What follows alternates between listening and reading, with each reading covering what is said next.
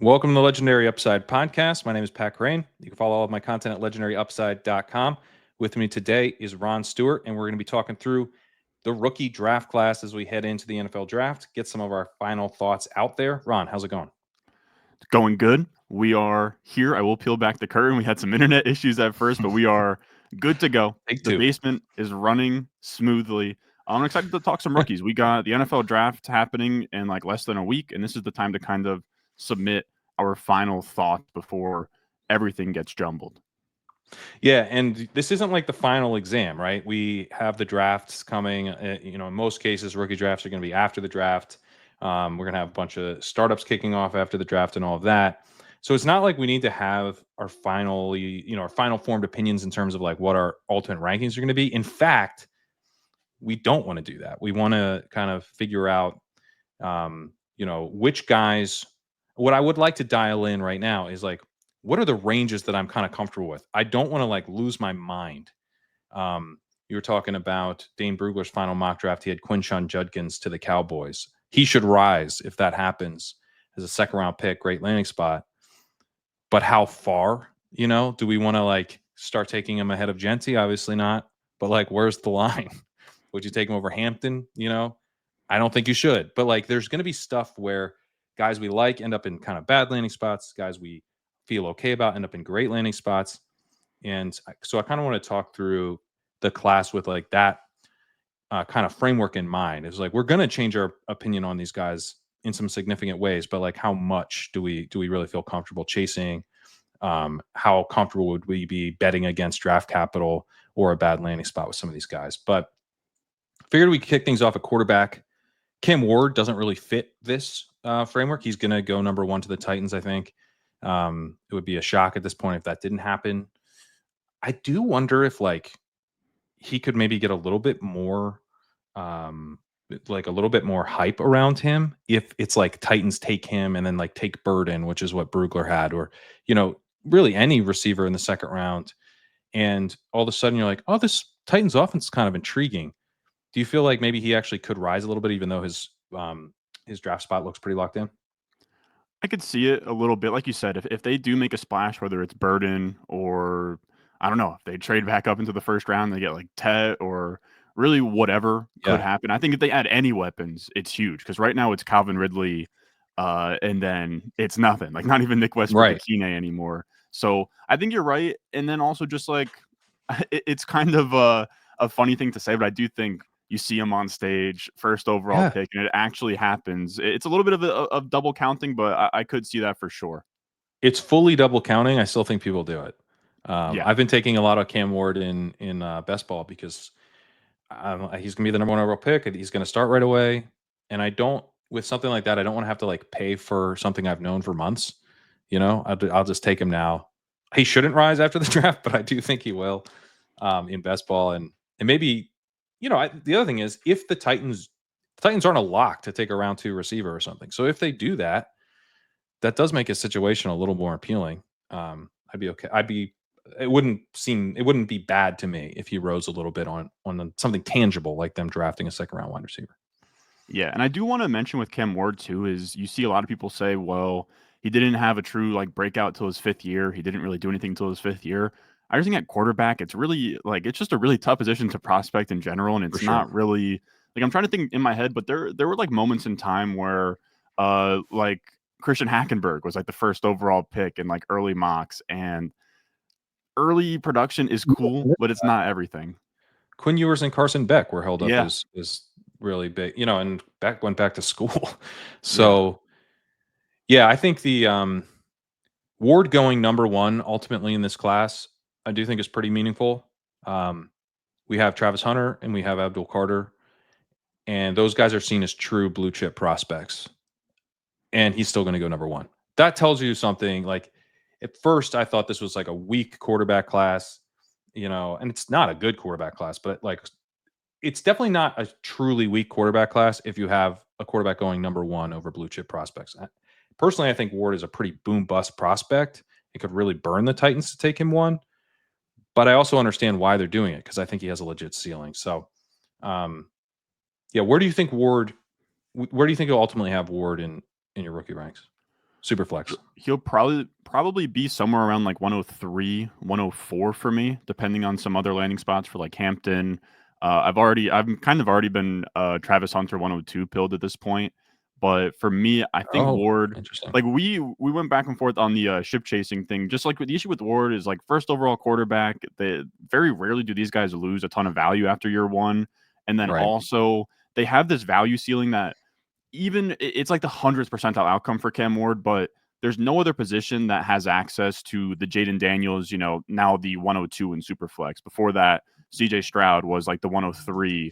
Now, of course, you needed to sell high there because he's now like a 2-3 turn guy in startups. But Right. if a quarterback comes out here and he looks amazing, like Herbert was a first round startup pick after his rookie year. I think Baker Mayfield was as well. So if he can just like if he throws for like 25 plus passing touchdowns and like everyone rallies around him as like a really great quarterback, like the upside is crazy. It's very nice. Whereas like these other players, I don't know that Tet.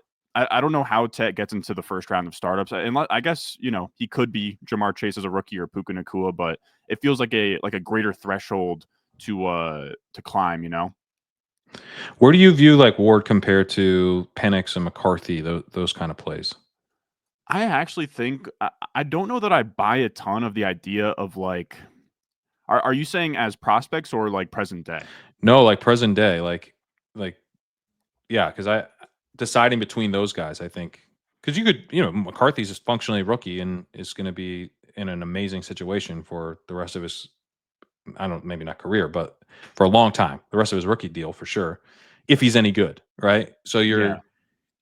um, he's like maybe a little bit less of a fun archetype than Ward, but Ward is not. He'll run for some touchdowns and he'll throw deep, but I think McCarthy could actually put up some pretty nice fantasy output in kind of a Brock Purdy way. Like he could have access to spike weeks like Purdy does because the offense is so good.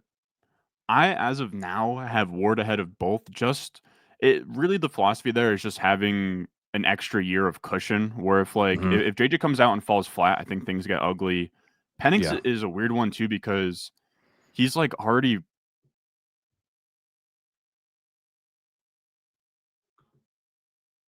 I think we might have lost Ron. The basement internet has not cooperated. No, I can't believe this, man. All Okay, right, you're back. You're back. man. All right, this is embarrassing.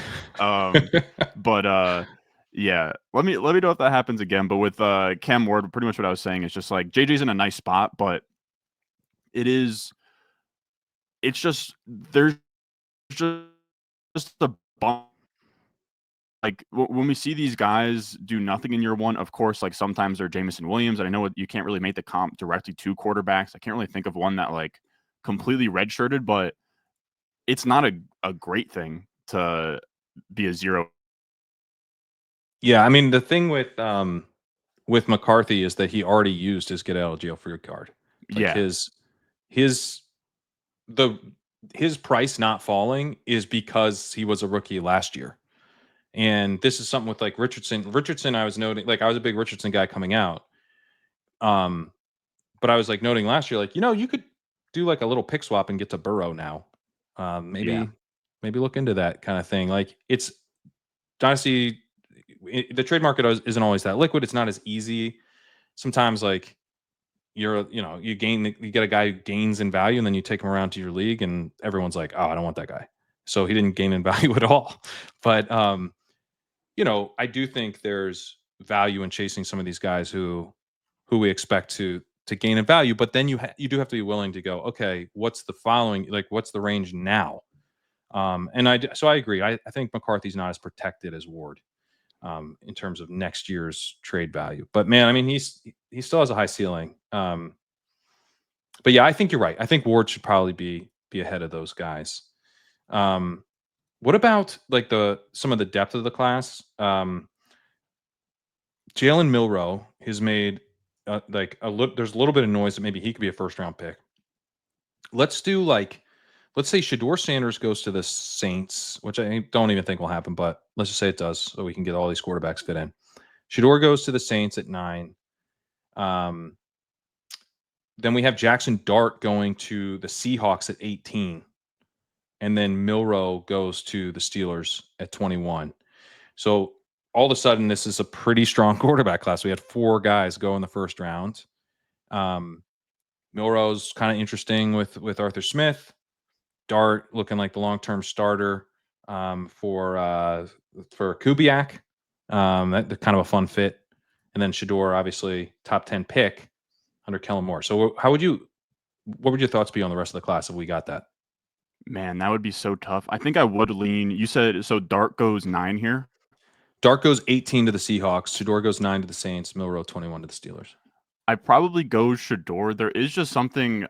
I think this might just be like pattern matching for me. I'm open to the idea of it, but in terms of like quarterbacks and draft capital, like if you look at drafted like 2 through 12 versus like 13 to 32, so just like top half or bottom half, it's like 17.3 points per game through their first 3 seasons versus like 12. And it's just like those guys, like we've seen them get the plug pulled. Of course, you know, you have Jordan Love in that Right. Right. bench, and you know, Mac Jones wasn't given a long leash. So if I can get top 10 capital for Shador, I think I would just bite there. And then the way you have them set up as well, I think I would go Milrow over Dart if they're both going to go outside of like that top 12-ish area. But that's really just because I love the upside of Jalen Milrow. Like I have Milrow in a vacuum, would have him QB2, like outside of draft capital. That's interesting. Yeah, I mean, if they all were drafted, like if I could say pick the guy who gets drafted 9 and then you get to draft that guy, I would pick Milrow. Yeah. Because he's the dude where you're like, you're telling me like this guy's going to start like quickly and like maybe all season. His fantasy profile's clearly the strongest of these dudes. It's some of the stuff I don't like about him is like things that I worry wouldn't have an NFL team not trust to put him out there in the first place. But once he's out there, like you're giving me starts with Milrow, like starts were the thing I was worried about. So if you're assuring me that he's starting, I'll take Milrow for sure. And I think even in that, like Shador goes 9, Dart goes 18, Milrow goes 21. I would take Milrow. Wow. And I haven't been that high on Milrow because I don't think that happens. But it's like that's like kind of part of the conversation for me here is that like I don't want to penalize Milrow after the draft because I thought in February he would be a second round pick. You know what I mean? Like I want to be quick to adjust on Milrow. If a team is if an NFL team is willing to say this is our starter of the future, then I'm on board. Yeah. And you have as well just like this NFL, I don't know, like him getting invited to the draft is like kind of a big deal. I think it's only like Right. 17 people that got invited. So like, and they're not, I don't know, I don't think that they're in the business of like trying to embarrass these kids, you know, No, of like have him they're sit in the not. green room forever. So I think that there is some like legit steam that he goes in the first round. I agree. And like he maybe should. Everyone talks about this draft class being like really flat. Like once you hit, I don't know, somewhere around like 10-ish, maybe even before. And if it's flat and there's guys who are worth a second round pick, why aren't they worth a mid first round pick? You know, Yeah. I think it wouldn't shock me. This is pretty contrarian at this point, but it really would not shock me if the takeaway from this draft was the Titans really screwed up by taking Ward, because that's where the blue chip guys actually were, and they're the team that passed on blue chip talent to take a risky quarterback shot, and teams like the Seahawks or the Steelers or the Saints or maybe even in the second round they get these guys, but those teams nailed it because they got the high end talent when it was available. Yeah. I Not that I'm found it. betting against Ward, as I said, but it's the I gap. agree with you though. Like Maybe overstated. I've found it very interesting that like we're seeing like guys I respect, like Hayden Wings put out his top 100 last night, big board, and that had Cam Ward at number 1, like even like on a big board where he does take into account positional you know, premiums, surplus, whatever. And even still, like for me, I'm with you where I would just take Hunt. If you need to move back 4, you can. There's like, I don't know, Wait, you broke up 4. there. You would take Hunter or Abdul Carter? I would one. take either. I mean, I have Hunter Yeah, 1, but I would take either over the quarterback and just, there's 4 of these I guys think I all would kind of too. in a similar area of like I would just it's kind of like the Moneyball thing of like I think this is actually what the Browns will do is they'll take Hunter at 2 and then at 33 they take whatever of the 4 quarterbacks are there, and that's probably, the sound decision.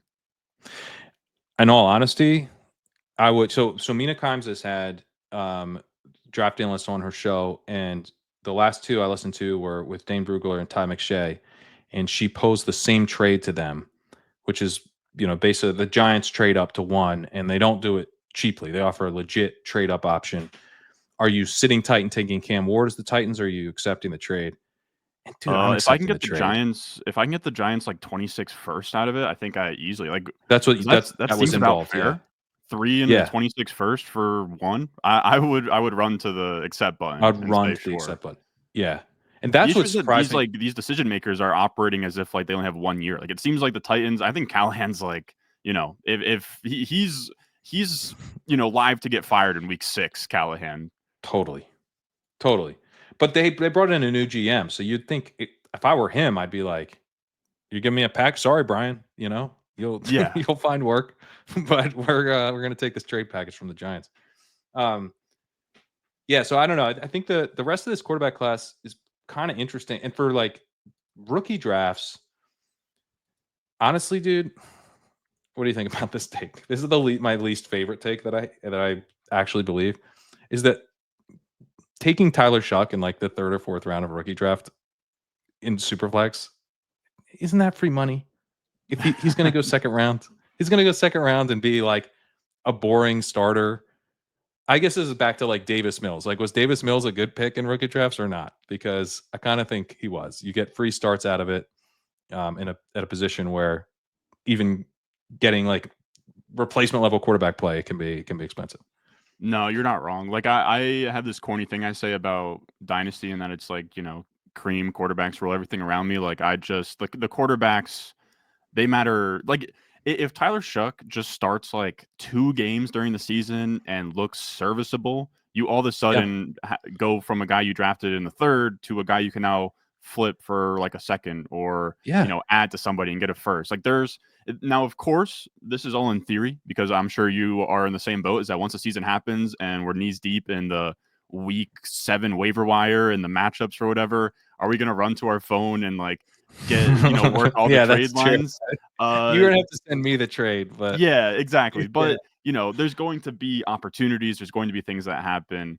And at totally. quarterback, like there is just like we said in terms of like accessing like a dynasty asset ceiling. Like quarterbacks have the access to all of that. And like yes, it's old. Like he's 25, but or he's going to be 26 in September, man. Right. I But know. like at quarterback, no one really cares. Like like with Penix, like how he's pretty old at this point, right? Well, he's 24, turning 25 in May.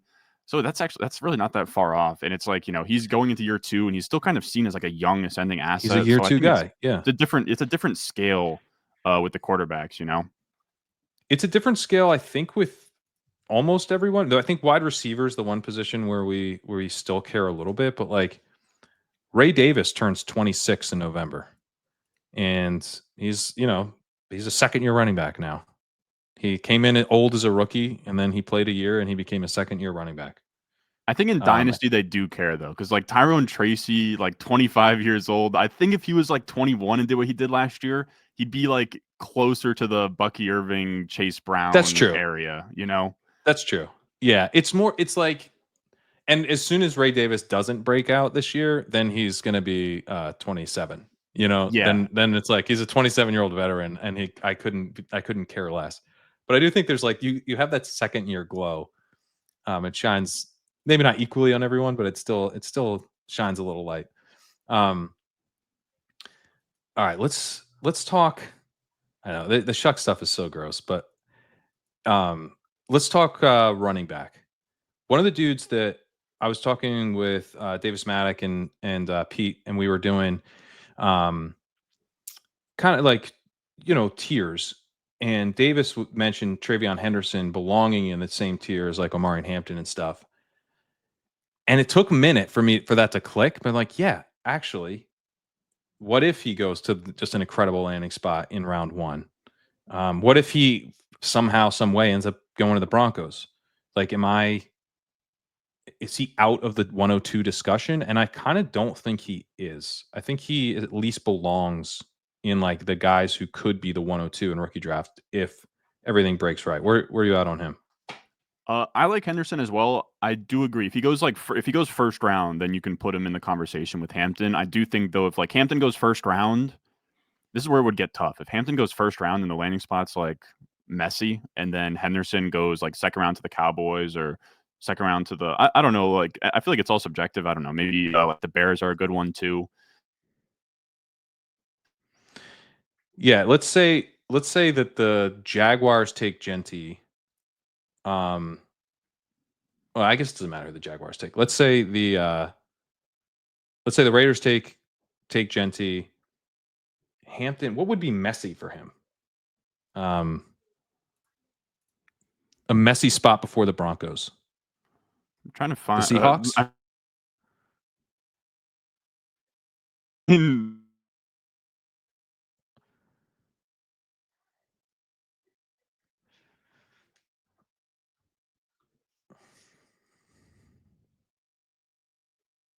think my camera is black. Yeah, your internet has had like a few near death experiences, but I think it kind of crapped It's out holding there. strong. I'm trying to put like I got my camera on like the lowest definition possible. I'm trying everything here. Jeez, man. That one was a full on freeze. Uh, but so the first round landing spots, Seattle, like you said, you have Arizona, the Jets, San Fran. I guess since he's actually a good spot, but Since he's good, yeah. First round. yeah, I'm trying to think of like I think I would still roll with Hampton. It's just like I don't know. I had people like banging down the doors of my comment section like 2 years ago telling me to like update my model because running backs aren't going to go in the first round anymore with like how the league is Mhm. going. And it's just like, no, like now we're seeing, we've seen Gibbs go high. We've seen Bijan go high. So, but it is more rare for sure, right? Like back in the day, we were seeing guys like Rashad Penny go first round. We were seeing guys like, Donald Fournette Brown, went I think was fourth the first. overall. Yeah. Yeah. So it's just like we're in a different era, and if a guy goes first round, then that's huge. And then also like the team in this era has the obligation. For me, like if Hampton goes first round and Henderson doesn't, then I think it's 102. But I think you make a good case. Like if they both go similar range and Henderson has a better landing spot, I'm open to the Henderson idea. But I do think I would still probably give the edge to Hampton. But they'd be like in the same Hampton as a. This is kind of like old school of me, but I just do like that he's like a bigger back. Yeah. Uh, Well, he's not just who bigger, catches he handled pass. a ton of work. Like, Yeah, yeah. like a He's versatile. sponge, caught passes, good Yeah. size. Like Henderson, I like Henderson. Uh, but there's definitely some concerns of like year 2 and 3, like completely bottomed out, like got banged. Like I hate to do the old guy take of like, can he handle a good amount of volume? But like that's certainly a concern where like year 2 and 3 he didn't, and then also he's never had like over 185 carries. And again, we're threading the needle of this like James Cook, Achan, Gibbs kind of profile, which is fun. But there's definitely it's just not as like Hampton is going to come in and be like Joe Mixon at worst, which is like that's all I'm kind of asking for with my Yeah. rookie pick because like I don't know, some of these guys completely just bottom out. Yeah, Tevin Coleman is another guy that Yeah, Henderson compared to a little bit for me. Hampton, I don't know. I would say Joe Mixon at worst. Like some of these dudes end up just being like way worse than we yeah, think you're right. is possible. But um, J.K. Dobbins was a comp for me. I could see, but one of the comps was Zach Charbonnet, which like seems bad because Zach Charbonnet is a backup. But if Zach Charbonnet was a first round pick and a team is like our whole offense is gonna be built around Zach, I'm pretty sure we would love that. Like Zach Yeah, Charbonnet would be like a monster in fantasy because he can do everything. It's just that like a team didn't do that. They took him in the second round and for some reason and put him behind Kenneth Walker. So yeah, I like Hampton's. We had Dwayne McFarland on Chip Chasing yesterday, and he was saying like, in his model, he doesn't really have like one signature trait that you like hang your hat on with Hampton, but which makes sense to me. However, I do think his ability to handle a big workload for our purposes in fantasy could end up being like a signature trait. Like he's just like kind of Josh Jacobsy, but or Mixony. But honestly, Zeke is the dream. Is like you're getting Zeke level old, like the good Zeke production that we used to take at like 102. Um, and you're getting it at 102 in a rookie draft, maybe. Maybe you get him at like 103 or 104, depending on how some of these landing spots fall. So I've been a Hampton guy as a bet on his draft capital and like strong, like not elite. He's not genty at all, but still a good profile. And then I think the draft capital. It's been clear the draft capital is going to be there for a while, for like months. He's been looking like a first round pick. Yeah, I know Davis likes to use the RotoViz sim scores or whatever, like, it spit out, like, Breece Hall, Dalvin Cook, Cam Akers, Yeah, Jonathan Stewart, J.K. Dobbins, ETN, Moreno. I guess, like, Moreno's a good floor Moreno. of, like, Yeah, that he's, like, a fine NFL running back, but that also kinda speaks to, like, that was a guy who went 12th overall back in the day. right. Oh my god, that's crazy. Um, all right, let's talk Judkins because you want to talk about a guy who could like rise. I've been on a Judkins warpath for Judkins, man, in a good way. You in a like good Judkins? way. I'm tired of all the missed tackles forced talk. I've had enough of it. All right, give me the spiel. The spiel is, like, at the end of the day, anyone who's making a model, maybe you have missed tackles forced or like breakaway run rate as an input, but it would be really spotty. Like at the end of the day, like the things that Right. actually matter for running back production, and I think a big kind of takeaway, and don't get me wrong, efficiency at running back, it's cool. It's very cool, of course, but it's also like not super sticky and it's all over the place. And we saw it last year with Saquon, where he goes from, the Giants to the Eagles, and these college schemes are set up in certain ways. And he's taking some of the grinder carries, whereas like, Henderson's doing his thing. At the end of the day, this guy who, I'm in some Devy leagues and stuff. People forget Zach Evans was talked about next to Jahmyr Gibbs in that class. Zach Evans was really, really good at TCU. He transfers to Ole Miss. And as like a 3-star or like low 4-star true freshman, Judkins gives you 1,600 rushing yards in the SEC, which is insane next to an NFL running back. Then second year is like still fine. I think like every single one of his seasons, he's had like over 1,500 yards from scrimmage. And when we just break down in terms of like a modeling perspective or just like what you're looking for, is draft capital. He's going to go top 50. Pedigree. He competed next to Trevion Henderson and Zach Evans during his career and still put up bonkers production. Of course, you want production. You want someone who tests well. His explosion, like vertical, broad, is amazing. Really, the only thing you can nitpick with him is the pass catching upside, but he still has Right. crossed like 20 plus in a couple seasons. And we just talked about like Hampton's never going to be Christian McCaffrey 100 plus catches, and that's not really in the range of outcomes for a lot of these guys. I think that he can also be in that like Mixon Zeke tier of like, 40 catches, 50 catches. Like, I don't think that it's like, I don't think he's Kenneth Walker, where Kenneth Walker had like 20 catches total in his entire college career or whatever it was. And even then, we've seen Walker got peppered this past year. But so that's just what it is I've seen people like start to like want to move him like below Scatabo and like below RJ Harvey. And just like in 2018, Really? 2019, I've seen those are takes I've seen. Wow. People are very aggressive with how much they don't like him. And I just think, again, I think the missed tackles for stuff, it's good, but I think it's more spot kind of like diamonds in the rough in a way. But like also, if you looked at one of those charts of like, yards at the contact per attempt and then missed tackles forced per touch, and you did it or per attempt, and you did it for the 2023 class, of like complete randoms up and to the right. It's really Right. not like the end all be all, where if you did like draft capital and speed score, like Yeah. that would Yeah. be, Draft. all the guys in the top right would be great. It would be Hampton would be there. So I've just had enough of like, if you want to poke holes in receiving profile, sure, but pedigree, production, athleticism. I also I don't think that Well, his receiving like, profile is sorry, I jumped in because you're in a kind of crowd out there, but I don't think his receiving profile is Kenneth Walker. Like I agree with that part of it. That it's not like he can't do it. Cam Akers would be like a mhm. guy who Cam Akers hasn't had much receiving production, but at time like he kind of flashed that maybe he could at times. J.K. Dobbins, I think maybe kind of also in the mix.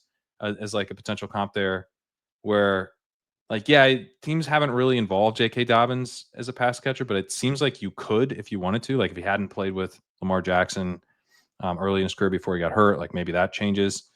So if you put Judkins is probably a 2-down running back, but if you put him in a situation where the team's willing to throw to the running back, I would get at least a little excited about that. That maybe we're talking about not like an every snap guy, but like you're not pulling him off the field every time you're about to throw the ball. I really don't think he's that low of a receiving prospect. He's not like Derrick Henry even, like it's not to that level. I mean, he was used as a receiver a little bit at Ohio State, like it's not, and Henderson was there. So the yards per route run aren't great. There's definitely some red flags as a receiver, but I'm like if the conversation is going to be about like him versus RJ Harvey, and I like RJ Harvey, but give me Quinshon Judkins all day. This might be a starting running back for, like the Browns or the Cowboys or the Raiders in round 2, like the Bears. Like he could have. This is a dude who you could be waving goodbye to because he's going 102, and you're like, well, come on, what are we doing? But I mean, I don't know. I think if you're going to get a discount on Judkins right now, take it. Yeah, I agree. Like 220 plus pounds, 4.5 or like 4.48 speed, amazing. Like whatever splits you want to look at, the vert, the broad. Like I just like it. I think whatever team takes him, like he'll be great. Like I said, like I think in like 2019, we'd look at this guy and be like, yeah, that's a top 5 rookie pick, like really easily. We would totally. We've jumped it, for sure. Yeah. What about Scatterbo though? Because he's somewhat polarizing. Where you at on him? I love Scatterbo. It's just like not to the point where I would like. It's really more anti Judkins and it's not Scatterbo. Like you'll see, it's funny because it won't be from like the Lance Zierleins of the world or like the Dane Bruglers, but like guys on Twitter will like put out there like, okay, here's my top 15 running back rankings, and you'll see Judkins at like 11. I don't know. I will give like it's a weird context because like we both love Jacob. He put out on his Substack kind of his like running back rankings agnostic of like draft capital. He's one of the guys that has Judkins like outside the top 10 and that kind of stuff. And it's like, I don't know. I guess he's not your flavor of running back. And I guess if you were to strip his draft capital from his profile, like I guess you could ding him a ton. But I'm operating. There in is the world something about Judkins. Top 50. I do think that you could take some of Judkins' film and like kind of create like. So I can't see any of the jerseys, and then take Kendre Miller's film and do the same thing and be like, tell me who's who. And I wouldn't be able to tell you. Yeah. I wouldn't be able to tell you who's right.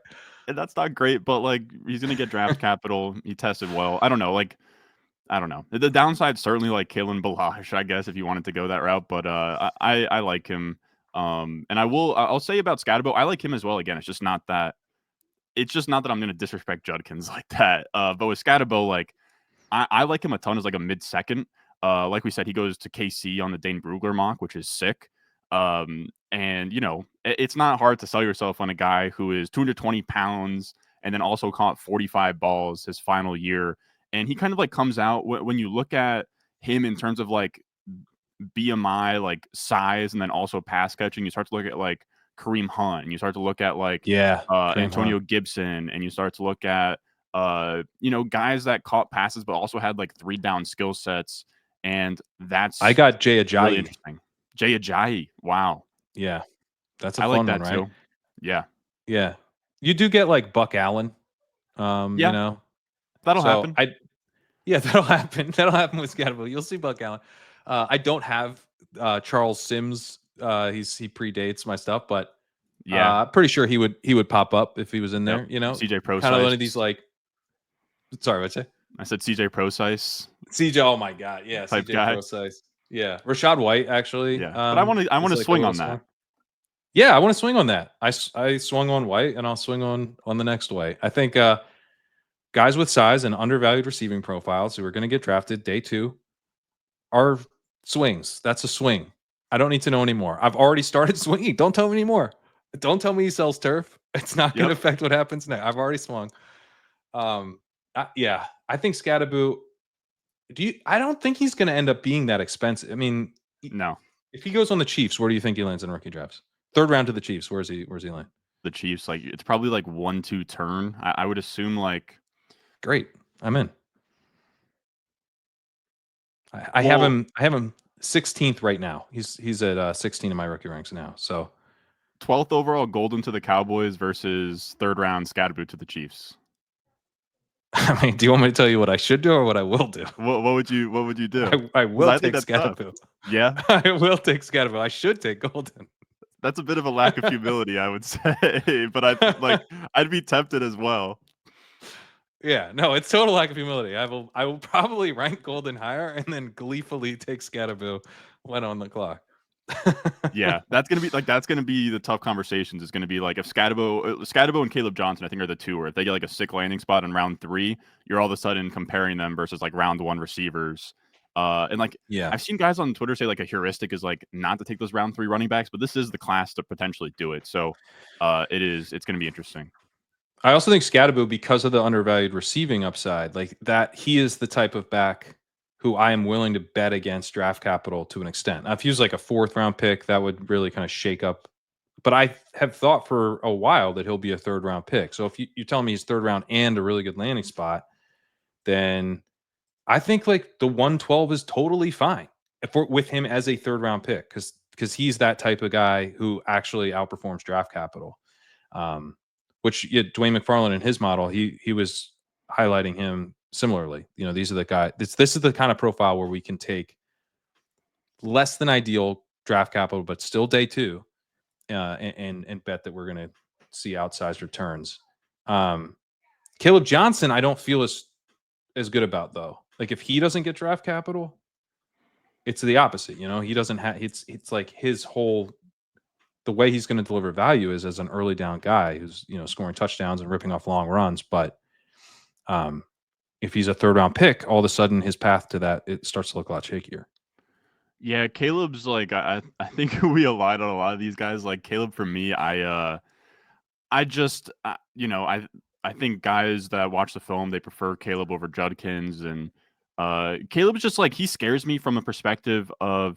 I'll say first up, I think that his receiving profile is probably underrated, which is cool for a guy of his size, right? Like 22 catches at Iowa in his final year is like, I don't know. You can give a little multiplier to that, make it like 35, and then didn't really The produce Iowa the bump. first 2 years.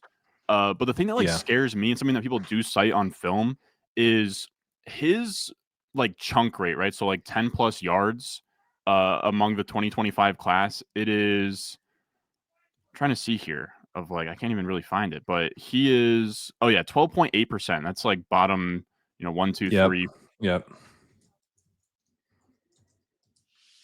is Yeah. pretty dang good. It's like upper percentile. So you have Wait, so you this cut out. What's good? Is it the explosive run rate? the explosive run rate's good, but the chunk rate's bad. So he Yeah. almost Yeah. has Yeah. like some Saquon to him where he might That's get what I stuffed see too. and then he Yeah. could break off Iowa hunks as like the O line, and then he Yeah. also runs like a 4.57, and he's not Saquon. So it's just like betting on this like home run hitter who doesn't have home run speed and has 80% of his runs in like a zone concept. It's just like a little shaky. Yeah, I had him 88th percentile in breakaway percentage, 72nd percentile in breakaway yards per game. So that's all really nice, but um, his success rate is a red flag and goes to that kind of chunk run concern. His over his career he's at 35%, ranks just 2nd percentile. Um, that was partly because he was like really, really bad early in his career, but even his mark from 2024 is just 11th percentile. So he was never a consistent runner. And that's interesting about the chunk runs because I mean, I think I've compared him to Kenneth Walker a little bit. Like he's kind of Yeah. a boom bust early down guy. And if a team, the other dude, his top comp for me is Rashad Penny, which kind of like doesn't really catch passes, isn't super reliable, but when he's cooking is like an extremely fun running back. However, it kind of always feels like the team won't give him the ball as much as we would like. That's my concern with Caleb Johnson. Is like you think you're getting a workhorse runner, but you actually get more of like a big rotational explosion back. Um, Now, like Kenneth Walker, they just installed him as the starter, and it's been better than I thought it would be. Um, so it's not like there's no path for Johnson to return value. I know Brugler really likes him. I could see him going second round. If he were to go second round to the Cowboys or something, I would change my tune. It's just that I'm worried about like what his particular type. Like he's not like Judkins. Judkins is like a chunk runner. You can lean on Judkins. He can handle a bunch of carries and you just like churn out yards. I think he's more like a Penny or like a Walker, where it's like it requires patience from his coaching staff to like wait until he pops one. He also probably fits in like more of a zone style scheme, outside zone, but that's kind of I'm moving now beyond my area expertise. But that's what I've heard about him, is that he's kind of more of a zone runner, and so it might be a little bit more scheme dependent as well with him. And my issue is that, like, if his comp is Kenneth Walker runs 4.39 and got drafted in like the top 50, you know? So if Caleb Right. runs a 4.57 and he goes in round 3, it's just not as fun. And it's actually a good Yeah. point you made. I guess Warren Sharp's also a Judkins guy. He put out a good tweet that like looked You're breaking up, Ron. What was the tweet? he kind of like looked at the efficiency stuff that supported Judkins, and he had a 14% stuff rate, which was number 5 in the class. So, you know, he's giving you, like you said, like Yeah. he's not getting stuffed. He's getting yards, he's getting you good chunk plays. And then he has a number 3 yards per carry versus loaded 8+ man boxes, which I think also speaks to some of the usage he was getting at Ohio State. I know some people have sort of spliced the data and said like it's really not all that different, but I don't know. I think it is pretty different the way that they use them. But yeah, so Judkins, people got to chill on the efficiency stuff. I agree. No, I do agree. All right, what about the big glut of running backs kind of behind, basically in some order? Most people have, uh, Genty, Hampton, Henderson, Judkins, Caleb Johnson, Scattaboo. That kind of takes care of the top 6. But then it's like pick your favorite flavor kind of, and then also pick, do you want to try to bet on draft capital, or do you want to try to hit a home run? Because one of the ways that I've kind of been thinking about is like Dylan Sampson is going to be a third round pick. I think there's probably at least 2 running backs after Sampson that I currently have ranked after Sampson that I will have ranked above Sampson, and I might have them like a ways above Sampson, but I just don't I don't know who they are. Yeah. So yeah, I've been do you see that similarly? Yeah, I was gonna say like if you put me on the spot for RB7, like I was just gonna say like it's pretty sexless, but yeah, it's Dylan Sampson for the reason you Right. said. He's the most likely to go on day 2. I love at you can kind of it's like evaluating running back slash like if Lance really likes a guy, then he's probably going to get drafted pretty highly because you know he kind of has Right. similar uh ideas to front offices, and he has Sampson as like RB.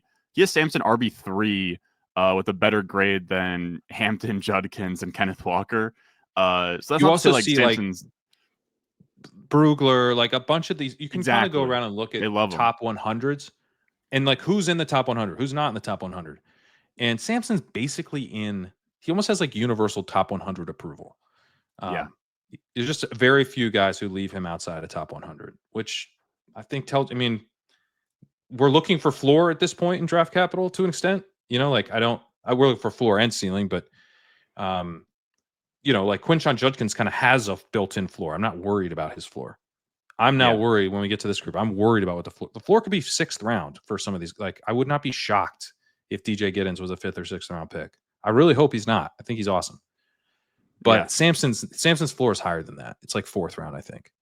Yeah, exactly. Like he's somebody that NFL teams love, and it's just kind of like you know, the spreadsheets don't love him, right? Like this is a guy who's 5'8", 200 pounds and doesn't really No. catch passes very well. So it's like, oh my God.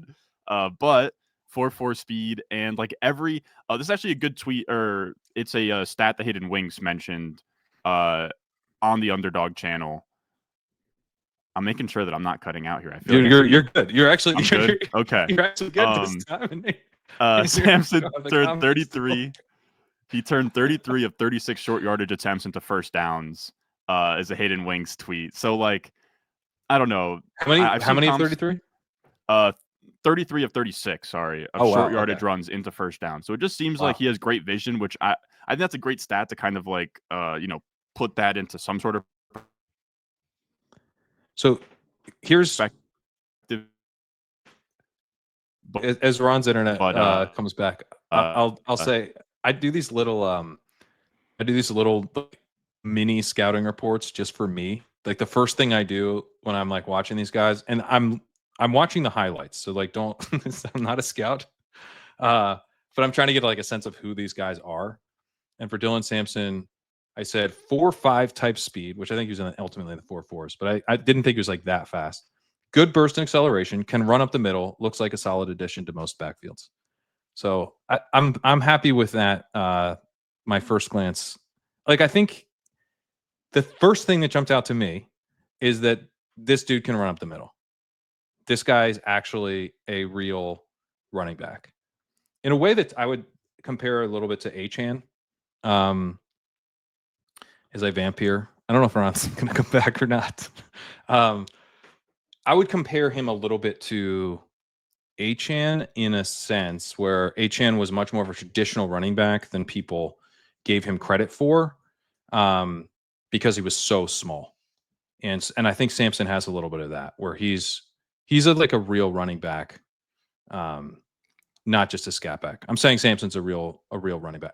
Bucky Irving would be another guy, in addition to Achan, that it reminds me a little bit of, where it's like, yeah, I know he's undersized, but like he does the stuff you're supposed to do. He's going to run the play like you expect. He's not afraid. He's not looking to bounce it outside, that kind of thing. Like that's what it looked like to me, and I think seems to be shared by the people who actually know what they're talking about with the film evals, because he's just, I think like he's appealing to NFL teams where they're like, this guy he can play the position. He'll be someone we can add to a rotation. yeah, and I like as well how young he is. I know that's a weird thing to say, but he's only 20. He turns 21 in September. So like he doesn't have to be like this complete product that like catches 40 balls or whatever. And at the end of the day, man, like we were talking about it with Judkins of like just like production in the SEC is great. He had Yeah. 1,400 rushing yards and 22 rushing touchdowns, like on a really good Tennessee team that like for the first time ever was like, not ever, but that I can remember was like actually in the title contention. So he was good. They leaned on him, and I just remember from like his games, he's like minus 400 to score anytime touchdown in all of them. So he's good at football. I don't want to overthink it with him. He's also really young. Yeah, I think he's one of the youngest backs in the class. He doesn't turn 21 until September. So he was young. He was moderately productive in the SEC. I think he's a bit undersized. He doesn't really, the receiving profile isn't great. So there's certainly holes to poke, and it's tough to get like super excited about what his ceiling is, because it is more. But I mean, I don't know. Like we would have made arguments against the ceiling with Bucky Irving last year too, and yeah, probably did. Like if a team, I mean, think about like if he were to go to the Raiders. I saw in Brugler's mock he had them getting Ollie Gordon and no one else. Like if they were to get Sampson and no one else, there's some of these backfields that are so barren. Cowboys, if he goes to one of these teams and is just clearly the guy, I think he's capable of handling that. So that's where I would kind of just remind people to like consider the type of running back there, even if he is a bit undersized. Also, he's not like 190. I think he's like what, 202. yeah. So it's not like he's tiny, tiny. Bigger than Bucky. I think he's right at 200. So yeah, if he gets an opportunity in the third round, I'm in. But at the same time, I would like DJ Giddens to get that sweet landing spot. I would like Bashal Tutin to get that sweet landing spot, and or RJ Harvey. RJ Harvey is someone that I could see. He's 24 years old, so you worry about that, but I could see him being really productive right away. As a team's like, we know he's fast, we know he can catch passes. Let's see if he can actually be like a true starting running. Let's see, and maybe it goes like Michael Carter, where the next year they're like, nah, let's take Brees Hall in the second round. But I could see him being kind of that like rookie, like that uber productive rookie running back because he can kind of do everything. So if you don't have anyone else, just give it the ball to RJ Harvey. Yeah, I like that call too. Like you said, like the only thing that scares me is just that, he'll be 25 next offseason. So he is just kind of like the Tyrone Tracy bet. But I think where you're Yeah, going to get him, like, you're fine with that. Like late second of a rookie draft, like totally.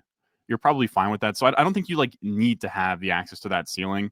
But and something that I think I'm going to work on in the coming days, I'm hoping to get it done by the draft, is like it was really the Judkins conversation that sparked it of like the efficiency metrics. I do think if you control for draft capital, it probably matters. Like if you look at like day 3 running backs, you look at their like missed tackles force and everything and kind of compare them. So I think that'll be interesting to look at. But like, of course, like Harvey crushes all of that. Now, of course, his like career number, it's very similar to Tyrone Tracy as I'm saying it, where like his missed tackles force is amazing, but he also didn't produce until he was like 23, 24. So a guy like, Judkins that played since he was like 19, 20, it's not going to be as juiced from an efficiency standpoint, but it's still something great. Like with him, he just like crushes all of it. Decent size, catches passes. He's great. If he was 22, he's somebody that could be like a top 6 running back in the class. Yeah, 22, maybe like a touch bigger. Um, Yeah. yeah, he's fun though. I actually like him more for best ball and anything, Hmm. or like a really like a dynasty. Like some of like the FFPC leagues, or like they're really liquid and they kind of value more immediate production. Um, that's where I like him the most, because I think Harvey will hit the ground running. Um, it's like either going to work or not work. It's not. I don't think like in 2 or 3 years from now he's going to be emerging as someone we really care about. Where someone like Devin Neal, someone like DJ Giddens, even a Tootin to some extent, I could see us like year 2 or year 3 is when that guy's like starting to look like a real hit. Harvey, I think, will, if we don't get it in the rookie year, we're probably not going to get it. Yeah, I agree. So I think that's like I don't hate the idea of just like turning the cards over immediately on a late 2, you know what I mean? Instead of like Yeah. how like Jalen Wright's like in this like weird purgatory right now as like a Right. dynasty Yeah. asset. Like I'm fine being like, is he good or not? Right. No, exactly. And I don't know. I have no idea with Jalen Wright. I have no idea. No. So, um, any like dart throw guys that you're excited about? Yeah, I would say probably I'd say the guy that sticks out for me, like if you want to go dart throw, is probably trying to think.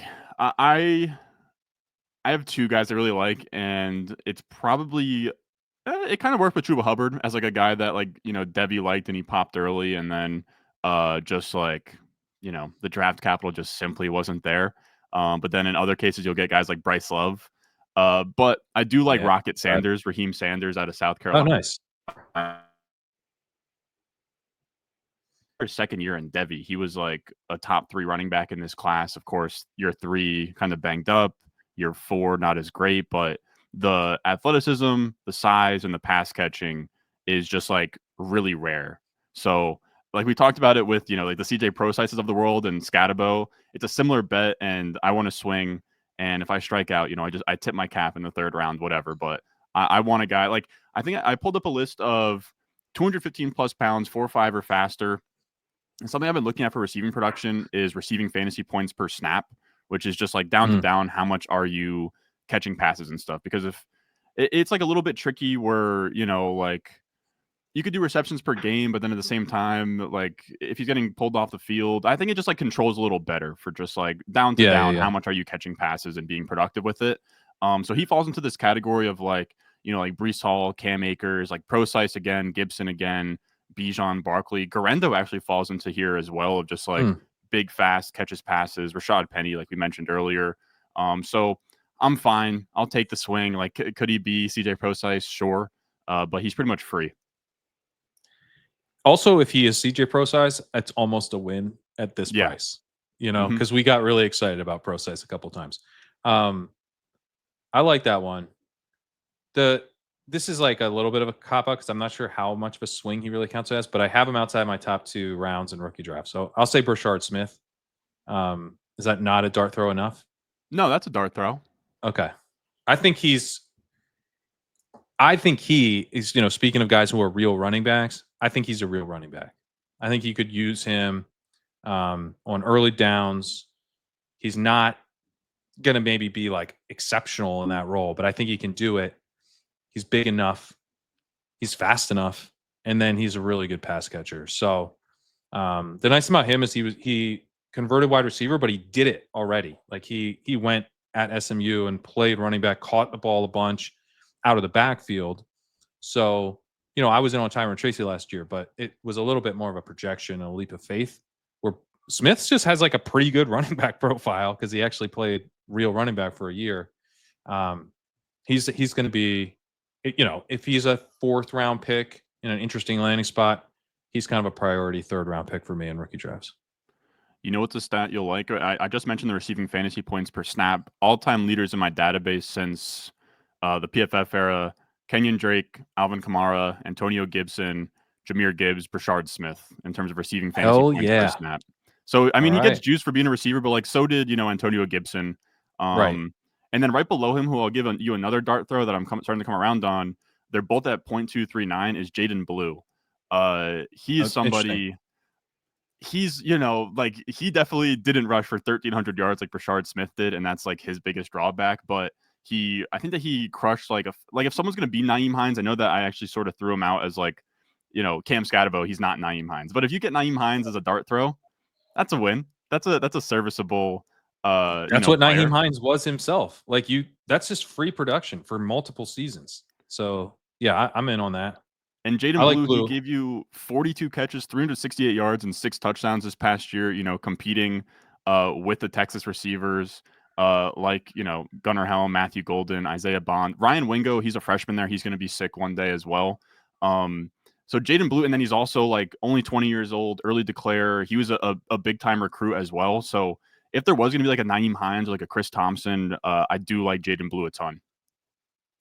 Jordan James is the other guy that I think will get drafted pretty highly, meaning 3rd, 4th round. But, some of these other guys, he's a dude he's like the arbitrage Dylan Sampson, where I'm like, I think the floor is 5th round. He could fall to the 6th, I guess, but I don't think, when I look at some of these guys, like I think Jarquez Hunter is pretty interesting, but would I be shocked if he went undrafted? I wouldn't. No. LaQuint Allen could totally be undrafted. Marcus Yarns, who went to Delaware, which is where I went.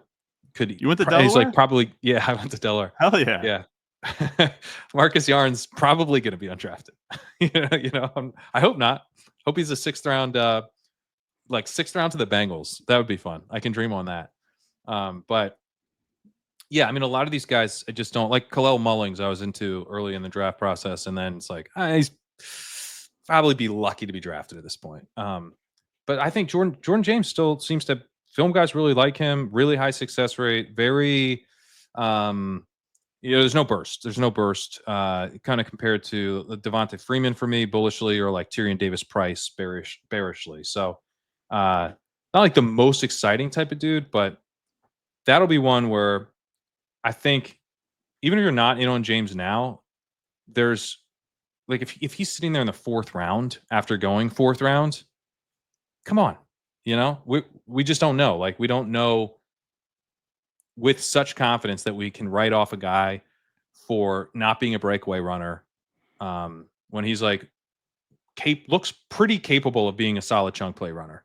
So, he could be a big riser after this year if he secures a starting job. Like, once the guy's a starting job, do you start to talk about breakaway percentage, or do we we start to talk about how many touches he's going to get? But we were just talking like in the beginning of like guys to kind of like change priors on or whatever. Brugler has him going as like RB8 off the board, first running back in the 4th round to the Browns. Like, that's all of a sudden an early 3rd round rookie pick that people get excited about. Dude, I mean, he's going to go from undrafted in best ball to like a 12th round pick. Yeah, maybe even higher. Like, it's like him and Ford. I think, like, I do want to double check this. Like, I think Lance has him high too. Like, the NFL, like you said, like he is similar to Sampson in that, like, the NFL is going to like him. Yeah, he has a 6'17", which should be like a top, I don't know, it should be like a top like 10 running back in this class. So yeah, it's 1, 2, 3, 4, 5, 6, 7. It's the RB9 ahead of Scatterbo. Um, I, but that's the funniest part that I think a lot of us don't understand is like these teams' big boards, like they're not consensus. Like there's going to be someone out there No. that has Tyler Shuck over Shador or like Ewers over, Shador and like Milrow as QB8. Like these draft meetings that like these teams hold and stuff, where they kind of do like their open court of like, what do you think about this player? They're like, oh well, he's not a good worker. He's like QB9 on my board. Meanwhile, the rest of Yeah. us have like consensus QB2. So all it takes like one team, to love Jordan James and take him in the fourth round is like RB8. That's also one of those things where I like guys who have strengths, even if they have like a lot of weakness. If there's like real weaknesses, I've been kind of torn on how to handle like Trevor Etienne because I don't think he has clear strengths. I think he's like a little bit more like like kind of a jack of all trades type. But I do think he's going to get draft capital. Kind of that same third, fourth round draft capital that Jordan James gets. I've been trying to take more ETN to in best ball and stuff just to like have some. But when you like when I sit down and I think like who do I actually want to bet on? It's the guy who has some clear strengths, which is what Jordan James have, just the consistency. If you need the 4 yards and you hand him the ball, he might get you 5. He's never going to get you 25, like ever. But the type of guy who I could see a team having like absurdly high on their board because they've decided like that's what they need. Like we just need a dude who we can lean on, who's consistent. He's not huge or anything. You're not going to give him a million touches, but like when we need someone to pick up to move the chains, right? Like he's someone that you can actually count on, and um, maybe a team is just like really in their heads about needing that really bad, and they're gonna overdraft him. He's the type of guy I could see that happening with, and then it's also because his strength is like reliability. It's hard to see him falling like really really far.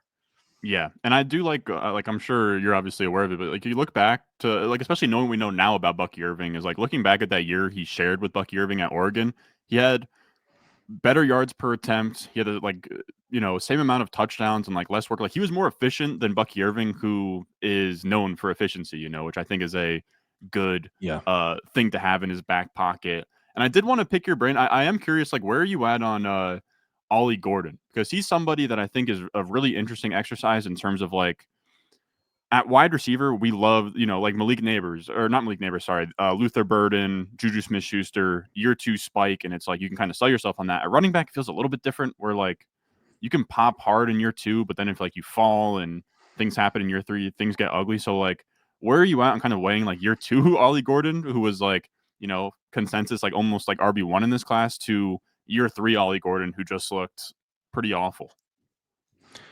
I'm generally not that high on Ollie Gordon, but I have him ranked above. I have him behind Smith, but then above like Jordan James and Jaden Blue and Trevor Etienne and that group. Because I think the upside with Gordon is still pretty high. Digging into his profile, I was really struck by him just like living on breakaway yards in that breakout season, and then the breakaway yards completely dry up.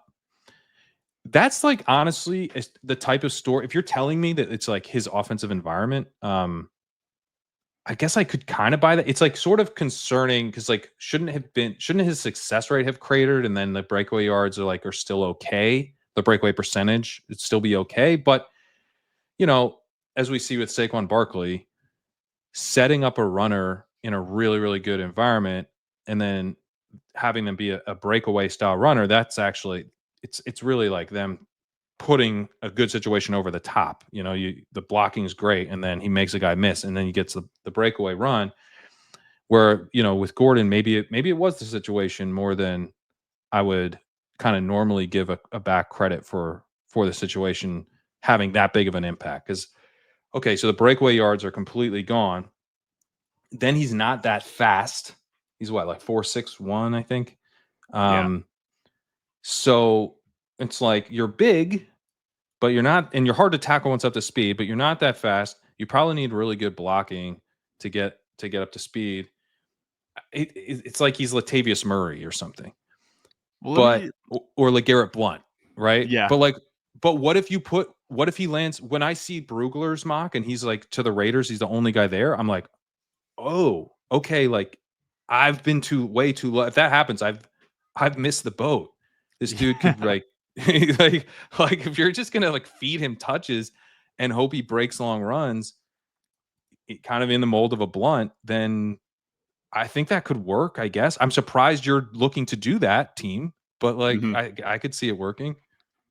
I think what I like about him is the 3 down upside of his second season. He had 39 catches for 330 yards, which is a lot for a guy of his size, and it's just I think that I'm sort of obsessed with this profile. We talked about it with Scatabo, we talked about it with Raheem Sanders, but 225 plus pounds, and that he's one of 10 running backs in my database, 225 plus pounds that also had a point 0.1 receiving fantasy points per snap.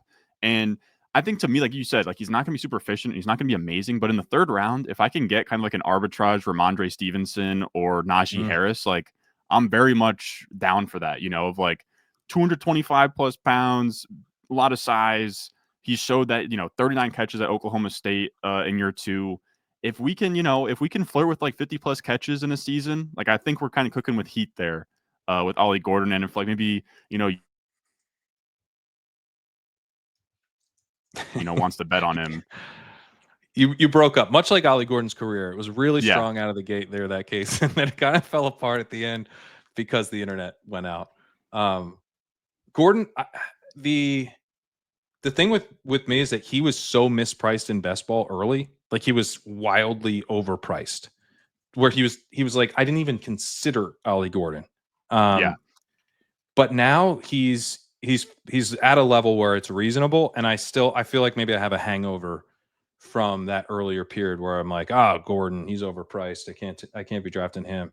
Um, that's like exactly what I want to avoid. Like I don't want to carry in.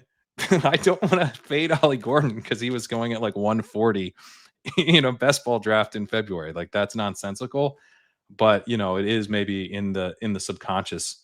Um, so yeah, I think I want to be a little bit more aggressive on Gordon in my final best ball drafts, and I definitely want to be willing to see the upside with him if he lands in a good spot. Like I would say more than anything, I want him to be with a good offensive line. Yeah. 100%. Like a decent offense. Like he could be, if one of these teams like the Cowboys skimp out on running back, like with the Raiders in this Brugler mock, and it's just like, Yeah, everyone's like the Bears too, of like, okay, this guy is going to take a running back in the first 2 days, and instead they're just like, nah, we're gonna go Ollie Gordon in the fourth. Like yeah, that would be perfect. yeah. Like if I truly don't understand why you would think that Ollie Gordon in the fourth will fix your running Yeah. back room, but like if a team says that that's their plan, I'm not gonna be like, it can't work. Like it could work. It definitely could work. And then what do I have to It's pay to not gonna find be out? super Like not pretty. that much. Like it's not gonna be, it's not gonna be like amazing, but it's gonna be, he's like the volume, like he can handle volume at his size, catch passes, not come off the Yeah, field. So you're just kind of hoping for volume there. totally, totally. All right, let's talk receiver. So do you have Travis Hunter wide receiver 1 and 102? Is that what you were saying? Yeah, that's where I have him, and I do regret when we did the ship chasing show passing on him at like 106 or what. 106, yeah. Yeah, I passed on him at 106 in the ship chasing draft. And every week, every like couple of weeks, I keep just like moving him up of just being like, this isn't a guy I Mhm. want to miss out on. He's an alien, a generational talent. Like he grades out on my model, like even with the impartial production as the wide receiver one in this class, like pretty Me too. easily. Um, Yeah. the efficiency stuff of like career pass rating when targeted, he just absolutely crushes. And then of course, like he's going to be the highest drafted wide receiver in my database since 2017. So I'm a huge fan. I just when the bet goes from will this player be bad versus like will this player run enough routes, I'd rather the downside of will he run enough routes because I want the player that's generational, unicorn, whatever. I really don't have any pushback there. He's just been such a tough player for me to put like as high as I should because the downside is so abnormally high. Um You just rarely have, will he play the position I'm drafting him to play? Downside risk. It doesn't really exist. So I think I would still take Hampton over him. Assuming Hampton goes first round and you good situation. But like if let's compare bull scenarios where it's like Hampton goes to the Broncos at 20, they don't take anybody else. And so it's like he's got to beat out Estime and Jaleel McLaughlin. It's like it's all just laid out ahead of him. And then Travis Hunter goes number 2 to the Browns. They figure out quarterback in the second round. I'll let the listener's imagination do the work there because these guys are polarizing. So whoever you prefer, that's who they got as their second round, or even maybe trading back into the late first. Maybe they even get Shador in the late first, and look, he's a unicorn. We're going to have him play cornerback on third downs and some key leverage spots, but we're going to put him at wide receiver primarily. He's a wide receiver first. And so we've got the confirmation that that's how he's going to be used. Maybe he's only going to run like 80% of the routes, something like that. But it's not going to be any of the real downside stuff's off the table. I still think I would take Hampton. But maybe I'm wrong. I just feel very confident in just like Travis Hunter. Like, have you read the reception perception? Like, it's Yeah, pretty it's nuts. glowing. Where, like Yeah, Matt is yeah. comparing him to Odell Beckham Jr.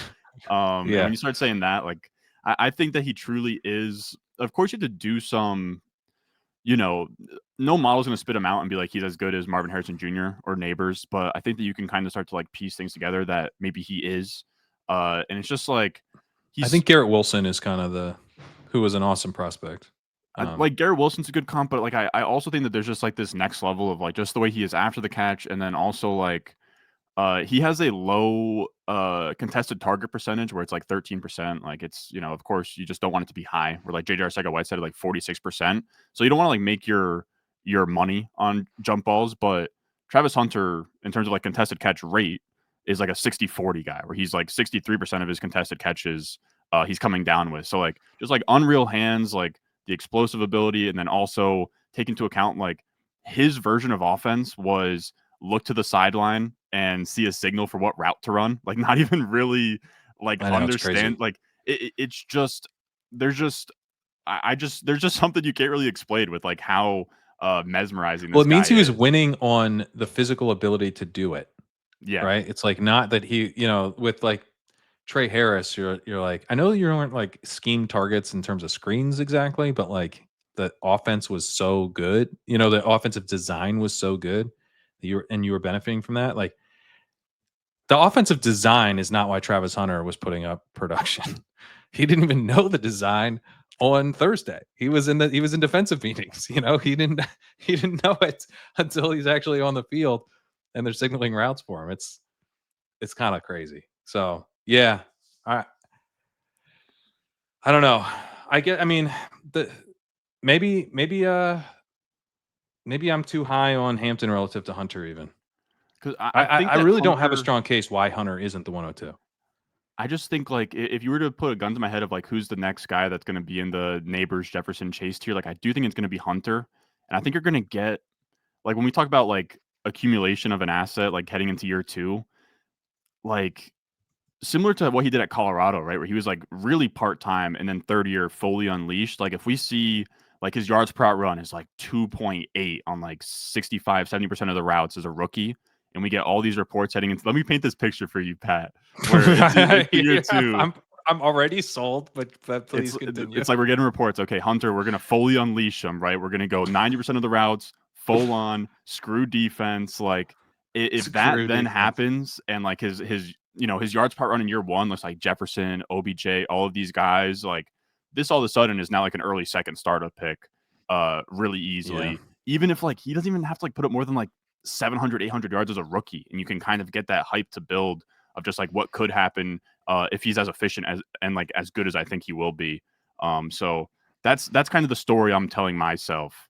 We'll see. I think he's going to try and play both ways, but it seems like just like the way the money is and everything, like I think it's got to be wide receiver. Especially just like the way the Browns are built too, where they already have Denzel Ward, they need passing help, they need offensive help. Stefanski's out there drowning and just like like has just had like the shittiest offense. And I like know he's a damn good coach, man. And like he is. he's been He working is. with like scraps the past couple of years. So I don't know. They owe him Hunter at receiver. I love it. Yeah, do it for Kevin. All right, where are you at on the guy? So I guess Tet. Let's talk Tet. There's been like I would say, I think my Judkins-esque rant is about Tet, where there's been like a pushback on like what people thought they might think about Tet. Like I think people thought I certainly fell into this camp. I thought I was going to go into this class as someone who doesn't do Devi and stuff and doesn't do like a ton of college football work. Where I'm like, I know enough that Tet McMillan's going to be one of the top guys. So let me check him out because I'm excited about it. He's going to be awesome.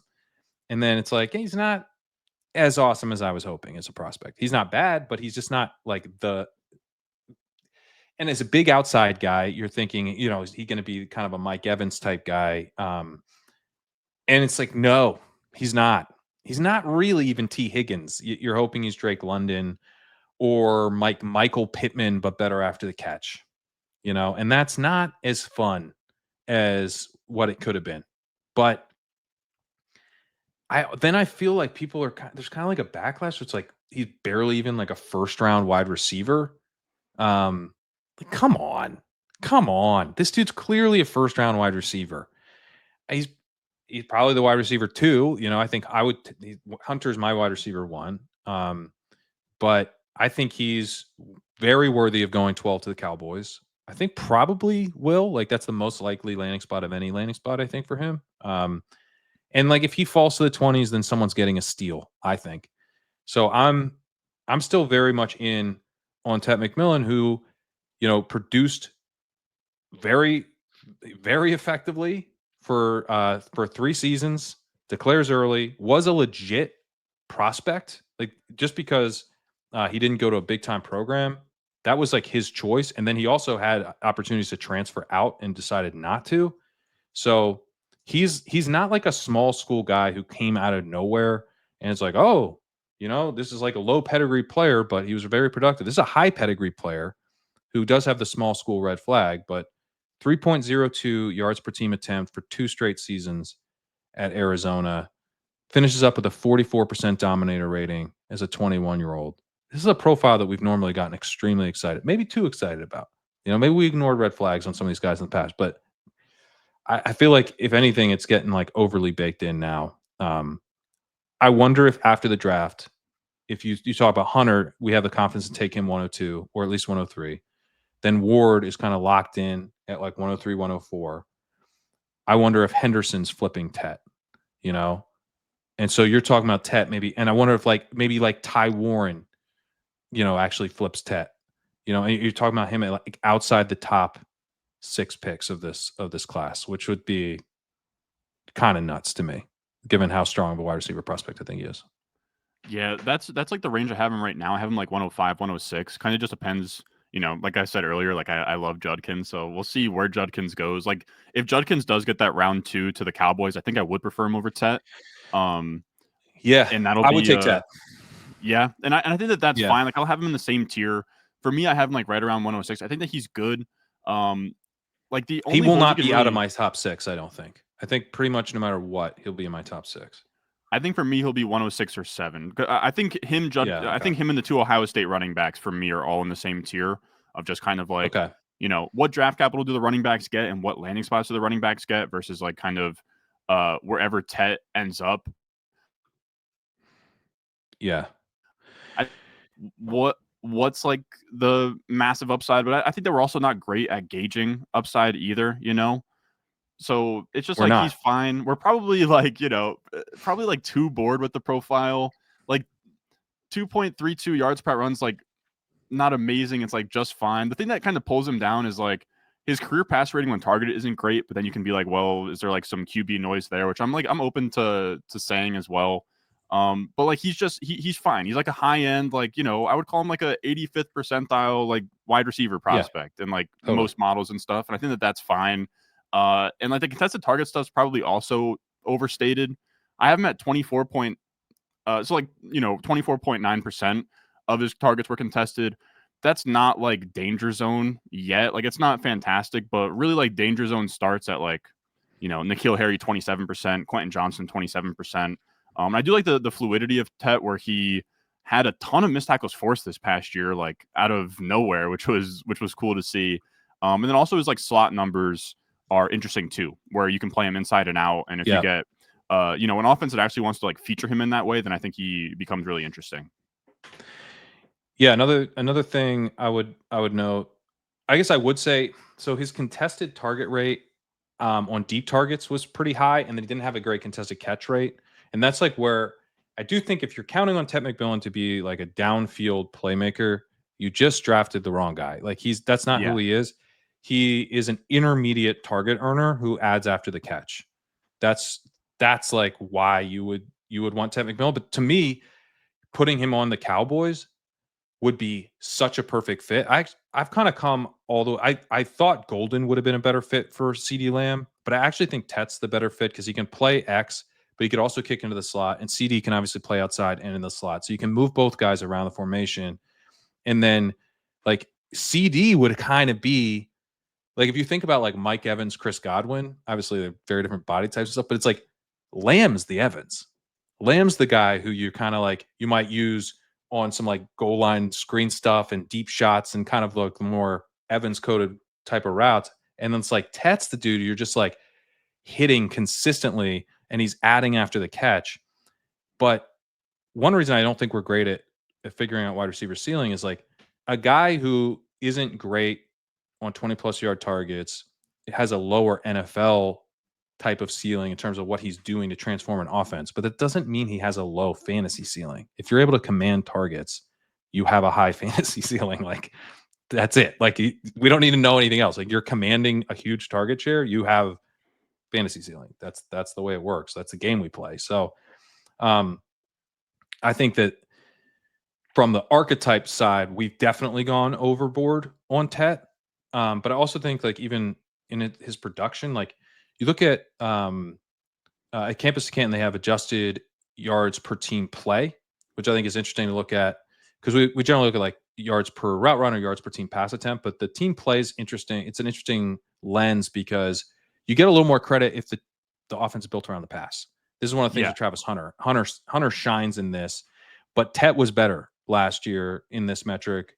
If you look at the last 2 years, the guys who are live to go first round this year or went first round last year, only Malik Neighbors turned in a better season in their entire career than Tet McMillan did this past season. And Tet, he's right there with Roma Dunze's fourth season in his second year. So I mean, he's better than Marvin Harrison in any of his seasons in that way. So like the offense was designed around Tetairoa McMillan. Even though there are some questions about how good that offense was and the defenses they were playing and all of that. But I mean, this guy's going to be able to earn targets in the NFL as long as he has any kind of decent quarterback play, I think. And if he has good quarterback play, a quarterback who's willing to like trust him over the middle, like the Patriots definitely shouldn't take him number 4, but if they did, it would work. It would really Yeah. work. So I am not gonna like as soon as I start being like, I don't know if this player is actually that good. I'm not taking that player over Ted. I like that call. And I think you like touched on it as well. Like the thing if you did want to poke holes in is like I have for production, I'll adjust for ESPN FPI, which I have found is like a little bit better than SRS. Where if you Mm, get like the COVID season, like Buffalo comes out as like a top 10 team in SRS. It's very weird.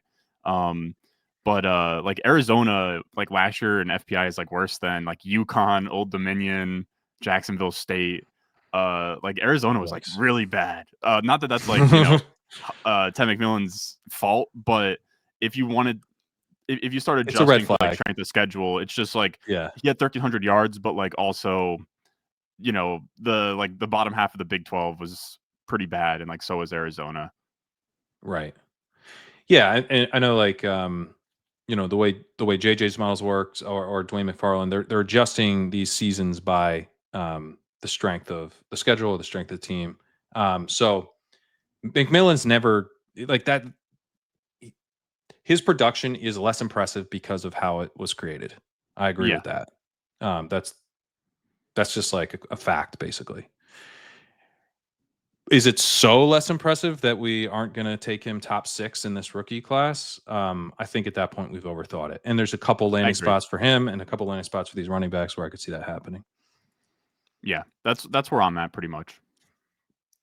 Where are you at on the next 3? Abuka, Golden, Burden. Most people have in some order those dudes, but where are you at?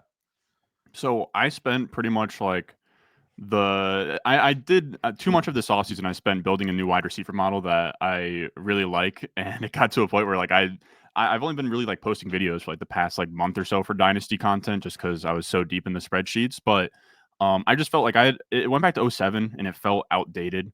Where you know Mhm. like you can't compare like the Calvin Johnson era to like this era, and the stat you just brought up I think would be good for like a guy like Stephen Hill, where like you know Georgia Yeah, Tech's yeah, yeah. offense was not Although, Stephen you know Hill. what? Yeah, yeah, exactly. Yeah, he was great if you look at the passing offense, but it was Yep. such a tiny little piece of the whole offense. Yeah, Exactly.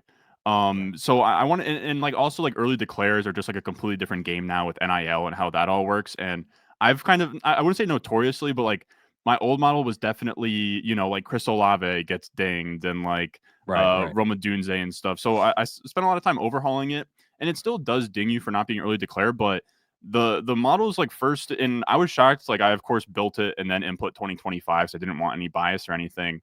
And Egbuka is the wide receiver too. It's Hunter, then it's Egbuka, who Interesting. I'm sort of like manually like in a rookie draft, I would take Tet over him, and we're talking like it's a score out of 10. Like we're talking 8.53 versus 8.48. Like they're both in the same category. I think for me, it just tells me that like it's just that Egbuka is closer to Tet than we would think. And it's just really with him is like I said this to JJ. He looks from a production profile standpoint, he looks like Chris Olave if Chris Olave's archetype was like Chris Godwin, Amon-Ra St. Brown. And to me, like that is really interesting. He's somebody as well that I think like I mean he tested at his pro day, so like it makes sense that we all slept on it, but he comes out with like a 9.7 RAS. Yeah. So and he He's was really all like athletic. no, he crushed it. And then he also people forget like this isn't some boring slot. Like he crushed the RAS, and then also he was the number one wide receiver recruit in his class. Uh, yeah, he was the number one wide receiver recruit. Like he was like a 5-star like monster at Ohio State. And he gets all the bumps that we just talked about with Tet for like the strength of schedule. Like Ohio State the last 4 years has been amazing. Yeah. And I have like JJ has a breakout score. I have something that's similar that takes into account your yards per team pass attempt through your first 3 years out of high school, and adjusts it for your team strength and your teammates. So Egbuka gets a ton of boost from that. And then, like, even without the early declare stuff, like, he still does well in efficiency stuff, like career pass rating when targeted. He's getting drafted highly. Lane Zierlein likes him. I have He that was as an awesome as input. a true sophomore. Yeah, the That's sophomore season really carries him as well. yeah. And like there's something about it too. Jacob had a great Substack last night, his wide receiver breakdown, and he kind of mentioned like we said with Tet, like we don't know what wide receiver ceilings are. And like everyone's kind of looking at Ibuka, kind of like similar to Lad McConkey last year, like a not a Yep. boring slot, like in the same way, because like Ibuka's not like a white guy or anything, but the idea of like, you know, what's the upside here? Well, the upside's like Amon-Ra St. Brown, Lad McConkey, and or Chris Godwin, and all of these guys. You know, we're yet to see a true peak season from Lad, but all these guys have hit, you know, 18 plus, 20 plus points per game. And to me, the floor is really high with Ibuka. And if he goes anywhere in the first round, like I'll have him in like right now, I have him in like 108 area, which is where I would like to be taking him. I'm in on Ibuka. I wrote my wide receiver profiles. The first part of those are up on Legendary Upside earlier this week. I got those up, and I wrestled with who I was going to have at wide receiver 3 for like a while, and kind of like went back and forth. I think I had all 3 of the guys at wide receiver 3 at one point, but I ended up settling on Ibuka. Um, Kind of for that same idea of like, I just don't know that we know what ceiling really like ceiling is available when a first round wide receiver is good. Like that, Yeah. when a first round wide receiver hits, there is ceiling. Like this, there is, you know, and I think he goes first round. And yeah, he's not like a good deep threat. even though he's actually kind of fast. That's not his game. He's going to play mostly in the slot. He's not tiny though. He's 202 pounds, so he can move around the formation. He's 6'1". He's literally has the exact same measurements as Justin Jefferson, like exactly 6'1", 202. And he's as athletic as Jefferson. I mean, he didn't do the broad, but like he's got 38-inch vert, 4.4840. So I mean, he's checking a lot of boxes in terms of being big enough, certainly being athletic enough, and then being able to deliver production downfield. So he was really good as an intermediate area producer. Was not reliant on like behind the line of scrimmage targets for yak. He was a big yak producer on short and intermediate targets, particularly short. And so it's like, dude, also he had 3.01 yards per route run in 2022. That's higher than any season we got from Tedero McMillan. He had 2.51 in 2024, which is matches Travis Hunter's best year at Colorado. So you do get efficiency throughout the career and really, really good efficiency as a true sophomore. So it's like, I think we're relying a lot on the archetype and the fact that he wasn't an early declare to say there's no ceiling. From a dynasty perspective too, like Zay Flowers, you'd say, oh, there's not much of a ceiling here. Like, okay, but if he's good as a rookie, everyone's going to come around in year 2. Everyone's going to be like, if he's at the 3-4 turn in best ball drafts a year from now, no one's going to tell you there's not ceiling at that point. Like we're all going to be afraid actually that we misidentified that he doesn't have a ceiling because he just had a really strong rookie season and now people are drafting him as a breakout candidate. Like some of the ceiling conversation is like a future conversation. It's a conversation to have 2 or 3 years from now.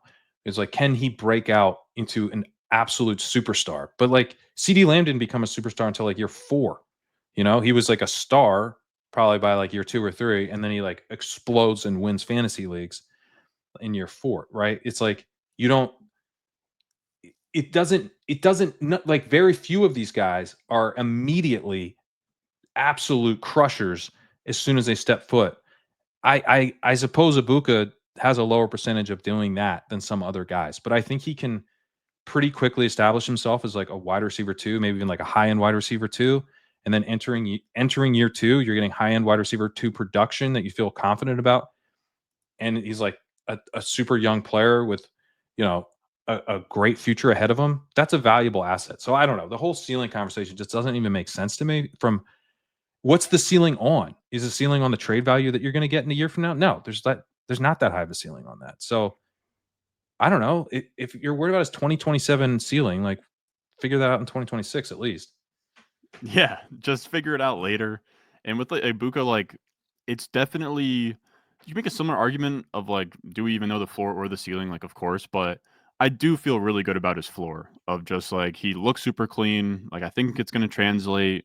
He's gonna get draft capital. He's already he's already shown us that he can produce next to NFL wide receivers, like Yeah. really good NFL wide receivers. Like if you made a teammate score, like he would come out first and like every, you know what I mean? Like his teammates, Garrett Wilson, Olave, JSN, like we're not even talking about Jeremiah Smith, who like people are saying is next Julio Jones. Like, and along the way, he's producing at every single stop with different quarterbacks. So I like Ibuka. He's not like the sexiest, like 108 or whatever, but I'll happily take him. Yeah. Where are you at on Burden and Golden? I ended up going with Burden ahead of Golden for ceiling, but it's close for me. I like Burden as wide receiver 4, but he's scary. You know, like he definitely like I'm not confident in the floor or like what he is. I have in my database rounds 1 or 2 with a career 30% or better missed tackles forced per reception. It's Quentin Johnston, Kadarius Toney, Luther Burden, Malik Neighbors, Drake London, Laviska Shenault. So like that kind of outlines to you like what we're dealing with here. Of like he could be Laviska Shenault, he could be really bad. He could be also Malik Neighbors. He could be DJ Moore, Brandon Ayuk. So he's interesting. Like I like the upside. I can sell myself on the idea of monster year 2, and then like, you know, whatever happened in year 3 happened in year 3. But I do like the idea of something else that I pulled from. This is from Scott Barrett, who looks at like the deep slot and screen usage as like not great. But the thing with him is it's not so high where it's taking up like a huge percentage of his production. It's just like about like 30% of his PPR production in college was from screens and slot use or deep slot. So like 20 plus air Yeah, yards out of the slot, which is that's like the Jalen Hyatt stuff, the like Jalen that you Hyatt you thing. don't love. Yeah. But I think I've heard you say it before, like the screens and like gadget usage, it's like not fantastic, but also if you sort by screens in a given NFL year, it's going to be like a lot of the best NFL wide receivers, you Yeah. know? Yeah. No, I Um, have made that point. Yeah. so It's actually that's a good to good get thing. used on screens. Yeah. Exactly. And he's not at Yeah. a spot where it's only 30% of his production, right? So it's like not all of it. And he's also Right. not Wandale Robinson or Tutu Atwell, where he's like super small. So now you have this like archetype of fun usage in a 6 foot, 206-pound frame, good production in year two. So I like him. I just don't. I will say the interesting part is that if he goes like top 25, he then jumps Tet in the model as well. So like he grades out pretty well for what I'm looking at as well with like the breakout score, and just kind of athleticism, whatever. But the range of outcomes are definitely, I think, probably the widest of the receivers we've talked about so far. I agree. Yeah. I think he could be like an outright bust. Like he's like maybe not out of the league, but just like doesn't really have a meaningful role by like year 3 or year 4. Like a true, like I compared Golden from an outcome perspective, not really from like a style of play perspective, but I compared him to like Kendall Wright or like Michael Yeah. Floyd, where you're like, I, I this guy kind of busted after all, huh? Like there was some production. There was like 1,000-yard season on the rookie contract, but then like that's it, kind of, and not the best use of a first round pick from a real life perspective. Some disappointing fantasy outcomes relative to his ADP, but like he did produce that one year. He's not like a total flame out sort of situation. I could see Burden being like he never did anything, and now he doesn't have a job. But I could also see him being like a huge hit. I have a harder time seeing Golden be a huge hit. He just never really produced. I was looking at his production, looking at like the yards per team play. Like the season that made uh, Luther Burden, much scarier as a prospect, is very similar. It's slightly worse than Matthew Golden's year last year when he got on all of our radar. Yeah. We didn't really care about Golden until he produced down the stretch for Texas. So I don't know. I mean, like to me, there's like I don't know what the bias would be called here, but there's some kind of bias that's probably at play where we thought Burden was going to be this absolute sick, clear cut, wide receiver one type of dynasty prospect when he was coming out. And then he turns in this really disappointing year. Meanwhile, Golden, who's also an early declare, he's actually going to get drafted ahead of Luther Burden now. He looks like way sweeter on tape to, guys like, Todd McShay and stuff. And it's like, oh, this dude's like really, he's a real receiver, Burden's just a gadget guy. And we get like kind of swept up in that, which I kind of do want to get like at least a little swept up in it. But this, from the ceiling perspective, Burden did the stuff we care about. He did do that, it was 2 years ago instead of last year, but his breakout year was legit. So I'm trying to like stay positive on him because I like, in all honesty, he scares me, but the ceiling's just too good to pretend like it doesn't exist. Yeah. And I think a good point, I do want to give credit to JJ for this take. He was saying, like, you know, Matthew Golden's not like Kevin White or like someone that's like not an early declare, right? Like some of these guys who just get like way overdrafted. He at least has the profile of like he's getting drafted early, and like maybe if he had a year 4, he could have given, real Right. production, but it's not as like he's not Kadarius Toney or Xavier Legette. It's kind of his point of like he's like clearly I an agree. awful prospect and getting overdrafted. He's just like a lot. It's just like he hasn't shown us anything, and he's just like young and an early declare. So he like looks like in my model like Henry Ruggs is like kind of a decent comp. Henry Like, Ruggs is his top comp for me too. yeah, of just like Yeah. I don't know, like before he did whatever, like he was kind of on the up and up for a split second there. But guys like Henry Ruggs as well, and I hate this saying in fantasy of like, oh, he'll be better in real life than fantasy, but that's like kind of what Golden is at this point of like, it's tough to be like what he does is going to be like amazing for fantasy, but I could see an NFL team just kind of loving his reliability. But then that also kind of comes into the point of Vlad McConkey of like, I don't know. Ceiling is just sort of all over the place, and like maybe he's better in real life, but then all of a sudden he's scoring fantasy points because of that. I will mention like the only like slight bright spot, if you want to talk about kind of like breakout score stuff of like he was with Tank Dell at Houston, and Tank Dell had 109 catches for 1,300 yards and 17 touchdowns. So he gets a decent teammate score boost there. And as a true freshman, he gave you 38 catches, 584 yards, 7 touchdowns, 53 yards per game, which is like not that far off what he did in his final season. So like early on, he looked decent. And I will say he has been a Devy guy for a little bit, where like he was a decently rated recruit and just one of these weird guys that was like, I'm going to go to Houston in my hometown or Okay, whatever. okay, So like he has pedigree for sure. okay. All right. But Underrating the pedigree then. yeah, Yeah. I mean, if you want to make the bull case, in some ways, he's similar to Brian Thomas last year. yeah, He's going to get drafted in a similar area of the draft. He's a 3-year guy with production red flags. Thomas at least had the huge touchdown percentage. And look, I mean, I was pretty in on Thomas. I'm less in on Golden. But there is this, something to the profile of like, yeah, we never saw it, but he's coming out after his 3rd season and he's going to get drafted 1st round, and he's an athletic player who can play outside and win downfield. That comes with ceiling too. I guess maybe I shouldn't be so precise about his ceiling. I did a whole rant about Ibuka and how we shouldn't be precise about ceiling, and then I said Golden has a low ceiling. So maybe I'm getting kind of over my skis on Golden, but he's someone I've had a hard time, because I do think he offers a fairly low floor. So like compared to Ibuka, I'm like worried about him. I think Ibuka has a higher hit rate for sure, and that's made him tough because I don't want to completely fade him now. I think he could go 12 to the Cowboys and end up being like overly expensive in best ball and stuff. And so I don't want to just like miss the opportunity to mix him in right now. But yeah, I have had a hard time clicking him over Ibuka. I am sometimes taking him over Burden though in best ball. In fact, most of the time, if given the opportunity between the two, I will take Golden because Burden tends to go later. Yeah, and I don't hate that. Like, at the end of the day, like if you do just want to zoom out really far and you just say a guy who is young, early declare, fast, and gets drafted early, like that's probably a fine profile, It's Waddle-y, right? Yeah, it's Waddle. The crazy part about Waddle's like efficiency was just nuts, whereas like Golden's Right. 1.85 yards per route run. It's just like, but Waddle, I think that we didn't give Waddle enough credit at the time, but like the efficiency stuff is pretty crazy with him.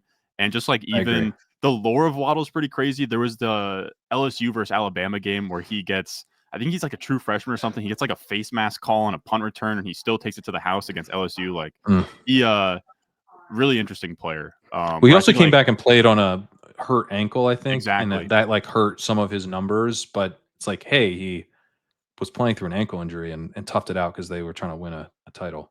And then like he wasn't as young as like I think it was, especially back then when it was like, breakout age, draft age. Yeah. Rondell Moore is 6. So was Rashad Bateman. It's like this guy's getting drafted top 10, monster efficiency out of Alabama. He's getting drafted ahead of the Heisman from Alabama. Like, I don't know. I think that was probably an oversight. 6 overall capital. Like Waddle looking back, pretty sweet prospect. Yeah, I agree. The guy that I compare him to in my write up, Golden, I mean, from last year is actually AD Mitchell, where I'm like, because the efficiency sucks, and he obviously went to Texas, so that's kind of fun. They're not very similar in the type of player they are, but I'm like, there's kind of this thing of like, trust us, this dude can play, when like from the tape. And I actually kind of like now, like seeing Mitchell play for the Colts, I'm like, oh, this guy looks like he should be awesome. Like I get it now, but he's kind of not awesome somehow. So that's like one of my concerns too with Golden is like there's something about him. He looks great, but like it just doesn't show up in the stat sheet for some reason. Like even for Texas, we're talking about like a couple really good games. So that's where I don't know. Production matters, and it's nice when we actually have seen these guys do it before we spend big capital that they're going to do at the NFL So yeah, I ultimately landed on him as wide receiver 5 for me. Yeah, that's where I'm at too. Were you out on the group like Higgins and the rest of them? I have Higgins wide receiver 6, but I'm like really uncomfortable about it. Reading the reception perception, where it's just right across the board. It all sucks. He's an awful player. But like I think I've made this Power joke slot. on ship chasing of like I've seen this profile 1,000 times of just like he's somewhere on the spectrum from like Denzel Mims to Nico Collins, and it's like you can Yeah. decide where on that spectrum he falls. Uh, and that's just kind of what I wish I had more than that, but like he has like a decently high contested target rate. His like breakout score and like efficiency are like fine, non-early declare. He'll get drafted in like the top, 2 rounds, it seems like. Crushes the combine, but then also like at receiver, we've seen like, Miles Boykin, and we just talked about Stephen Hill, and he starts to look like a lot of these guys. But there is the upside of, Sutton, Nico Collins. I don't know. You can start to kind of like paint the picture, but I think that this is like, I think first and foremost, you say like huge tier gap to here. And I think I want to be making Yeah. sure in dynasty rookie drafts that like I'm prioritizing, Scatabo over a guy like Higgins and some of That's these a like good call. round 2, round 3 running backs, for sure. Even if like Higgins goes like, I don't know, I don't like if he goes like, 36 to the Jaguars or something, and like, that's pretty good capital for him. It's a good landing spot. Like even still, I'm giving, 3rd round Scatabo a really long, hard look for sure, Yeah, I mean, I'm just gonna take him. Yeah. I'm gonna look him Maybe even on over my Golden. roster. Yeah. Yeah. I mean, I said I'd take him over Golden at 12. So, which I probably would. I mean, I'd like to think maybe I'm gonna talk myself out of that by the end of the Cooler pod, heads will but prevail. cooler heads will prevail. But the Higgins play, I'm just good with that. I think maybe that like should happen because he's not, even as he's risen up, he's not really generated any first round buzz, and this is a type of profile where you do kind of worry about not just ceiling, but when the ceiling takes place. So like Nico Collins being one of your big hits for a profile like this, like you could have traded for Nico Collins. You could have traded for Cortland Sutton. Cortland Sutton was a second year breakout guy. I think we're taking him like 8th round of main event drafts that year, which is not nothing, but he wasn't like anointed as like the next thing. He had to kind of prove it as a year 2 guy. And then, yeah, I mean, some of the other ways this could go is Michael like Pittman very similar there scary. too. Yeah, Where, Michael Pittman. year 2, huge discount, but I don't know. I don't know that Higgins has like the same inside out kind of feel, but I guess like that's what people want him, with the red You stuff want with him the to. RP. Yeah. You want him to get there, but then like that's like threading a whole other needle. But I also think like that's not going to happen because I think part of the appeal for him, the NFL likes that he's like a big outside receiver. So if like you have to Yeah. put him in the slot, why don't you just draft one of like the many slot guys? Like if you're going to play a guy in the slot, why not just draft like Kyle Williams or something? You know what I mean? No, Like there's not. 100%. Yeah. So yeah, I actually thought about maybe not having Higgins as my wide receiver 6, but I think I am. But in part because like Trey Harris and Jalen Noel and like, I mean, kind of whoever you want after that have some real red flags as well. And I think Higgins gets the draft capital. But where are you at after Higgins? And I do want to just like reiterate again, like I think that you kind of make a great point of just like all of these guys have their warts. Like I have Higgins right now in my rankings as my 20th ranked player in rookie draft. So that's what, like the 208, 208. Yeah, I So have him like 18. I'm taking 4 quarterbacks ahead of him. I'm taking 8 running backs ahead of him currently, which I think is the move. 2 tight ends as well. And if you want to talk me into like Fannin and stuff over him, you could as well. But so with like Higgins, I have him up top, and then after that, I have Trey Harris. But it's really close between Trey Harris, Noel, and Higgins for me. Trey Me Harris for too. me is just like, we talk about taking a swing. Like I want to take a swing on Trey Harris where his like efficiency stuff is just like he's one of the weirdest profiles I've ever seen, where his efficiency score is really good. So that's like passer rating when targeted, PFF grade, yards per out run. And then he's simultaneously like the production's like pretty weak early on. And then also his contested target rate is 28%. So that's Right. ahead of the Quentin Johnston, ahead of the Treylon Burks area. So like we're relying a lot on contested passes. The production early isn't there, but like for whatever reason, when the guy's on the field, he's super, super efficient. Which like has shown some signal where if you want to like bet on that late, it's not a terrible He's idea. good after the catch too. That's the other Yeah. thing with him. He's like a big And he bodied tested well. outside.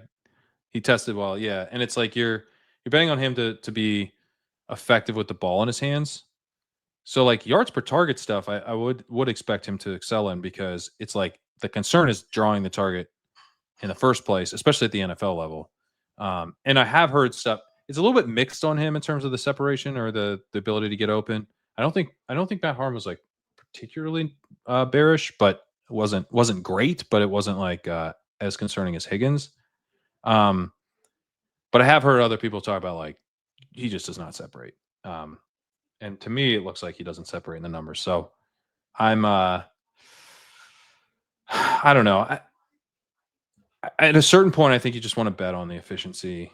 And I feel like we've gotten to that point as a community where like the enough of the enthusiasm has drained out. He was a guy people were really excited about entering. He was like on par with Matthew Golden, in best ball and everything. And like it's like, dude, Trey Harris, like he'll be a second round pick. He's gonna be, one of like among kind of the top, maybe that Higgins type of like I think what it used to be like whatever Hunter was, but he's probably a cornerback. So it's like between Tet and then probably Burden and then Abuka. And then it's like Golden and Harris were kind of in that group. Like that was my perception of it when I was starting. And it's not, that just was wrong. Like Harris doesn't belong in that group, I think, because of the NFL draft capital not potentially being there. We're talking about maybe him being a third round pick compared to Golden being a locked in first round pick now. So he's kind of the Ollie Gordon in a sense for me, where I think I'm now going, you probably are like you might be biased against this player now because he was overpriced before.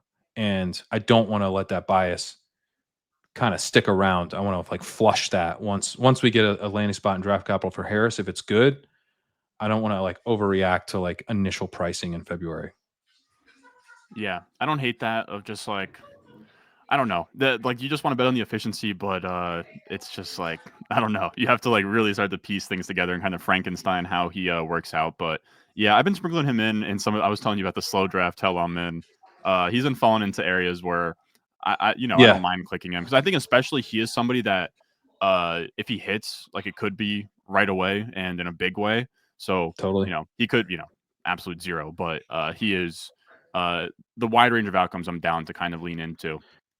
We've teased the efficiency, but so he posted in 2023 2.9 yards per attempt and 3.17 yards per route run, which are really strong numbers. Then in 2024, he went 3.78 yards per team attempt and 5.12 yards per route run. Which is Uh, ridiculous.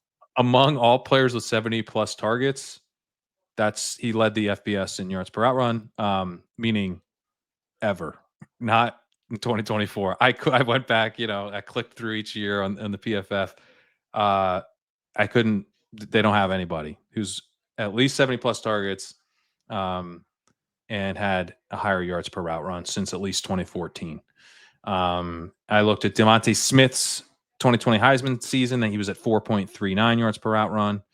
The best wide receiver in the 2024 class was Malik Neighbors at 3.64. CeeDee Lamb in the 2020 class led that group at 3.99. Amari Cooper is considered one of the best wide receiver prospects ever, was at 3.99. So 5.12 is just absolutely nuts. It probably shouldn't have happened. He probably should have been in the NFL as a fifth-year player. Those guys are all third-year guys. Smith was 4-year, but even then, none of them were fifth-year players producing that kind of efficiency. So it's not like it's as clean as the most efficient guy, therefore awesome. But it is like hard to ignore, you know? Yeah. And I think it just sort of highlights the wide range. Like I just pulled up here career yards per out run for every second round pick since 2017. It's Laviska Shenault, then it's T. Higgins, then it's Anthony Miller, Dwayne Eskridge, Trey Harris, then Christian Watson, Marvin Mims, AJ Brown, Sky Moore. So it's like, Mhm. you know, Some real hits and misses there. AJ Brown, T Higgins, but then like he could Yeah. just be Dwayne Eskridge, where like this is just a name Whew. that it's just like a trivia answer when we look Yeah. back at this class. When you were having to take him as like your wide receiver 5, it was bad. If you're taking him as your wide receiver 7, it's good. That's Yeah, that's how I feel from a best ball lens. If you're taking him, over some of these running backs with draft capital and good landing spots, that's bad. But like I now have him ranked around RJ Harvey, and I have him behind RJ Harvey and Giddens and Tootin, but like just behind. And I bet you I have him over at least one of those guys after the draft, because we're gonna be talking about a 5th round running back or a 3rd round receiver. So yeah, I want to be open minded to Trey Harris, even if I'm not totally in. yeah. Any dart throw dudes? I will. Let me see. Actually, so here, my model, like the guy who actually like really pops is Torrey Horton out of Colorado I like State. Horton. He had 37 yards per game as a true freshman next to Romeo Doubs and Cole Turner. Cole Turner, I mean, like he's an NFL player, and Romeo Doubs is pretty good. And that Nevada team as well was 7-2. So like the strength of schedule stuff actually kind of boosts that year as well. Like Nevada was a good team. He was the 3rd option as a true freshman, and then of course transfers to Colorado State, back-to-back 1,000+ yard seasons. And he's just really interesting. Where it sucks because it's going to affect his draft capital like down 5th year because he got hurt. But then he goes out there, runs a 4.41, 6'2", 196 pounds. And the crazy part about him is like for a guy that size that primarily plays on the outside, his contested target rate is only 11.9%. Now, it's obviously not a stat where like the lower the better per se, but it's Right. definitely good that it's not really high. So he's at least operating on Yeah. this plane of like he gets open. He's this X receiver that not everything's contested. I'm not to put you on the spot. I am curious because you've said you've messed around with like the deep contested stuff and like kind of like how they chart there of like the deep contested stuff and then how good they actually are at jump balls. I'm curious, like I imagine those are probably low as well, but like his breakout score is great in terms of just like producing early on, and like that's like kind of good enough for me. I mean, the efficiency is not great, like the everything else isn't great, but he tests well and he has some early production. I think you can kind of get excited about. Yeah, I'll pull up his deep contested stuff, but it's somewhat Trey Harris. Like Harris had like one good season early, and then I think it was 3rd year, and then you know is awesome at Ole Miss for 2 years, but it's his 4th and 5th season, and Horton is another 5th year guy. But I mean, he's still free, man. Like that part of it is like a lot of the best dart throws in best ball have been priced up, and he hasn't been.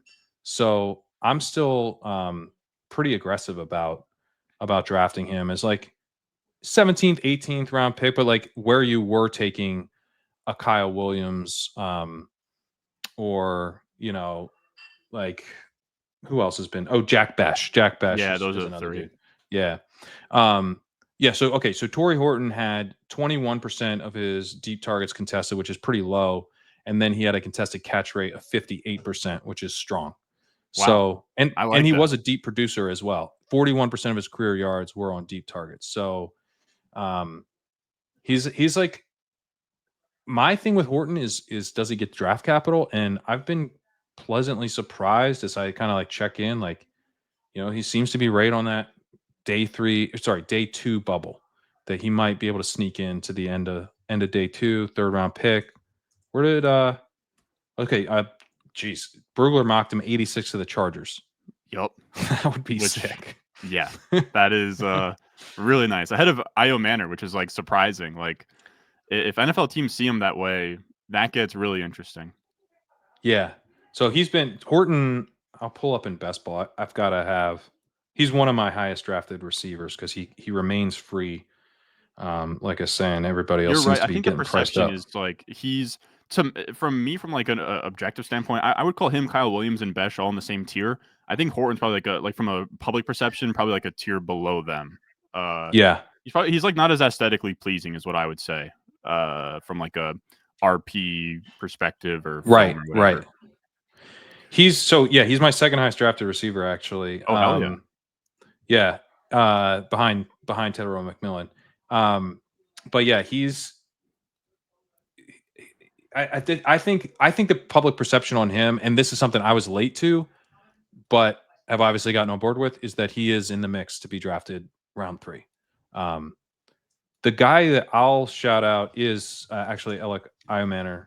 He goes 87 to the Packers and Brugler's mock, one pick after Horton, kind of consistently in like the day 2 round 3 kind of mix, but I don't think a lock to go round 3. But probably gonna get taken like round 4 if he does fall.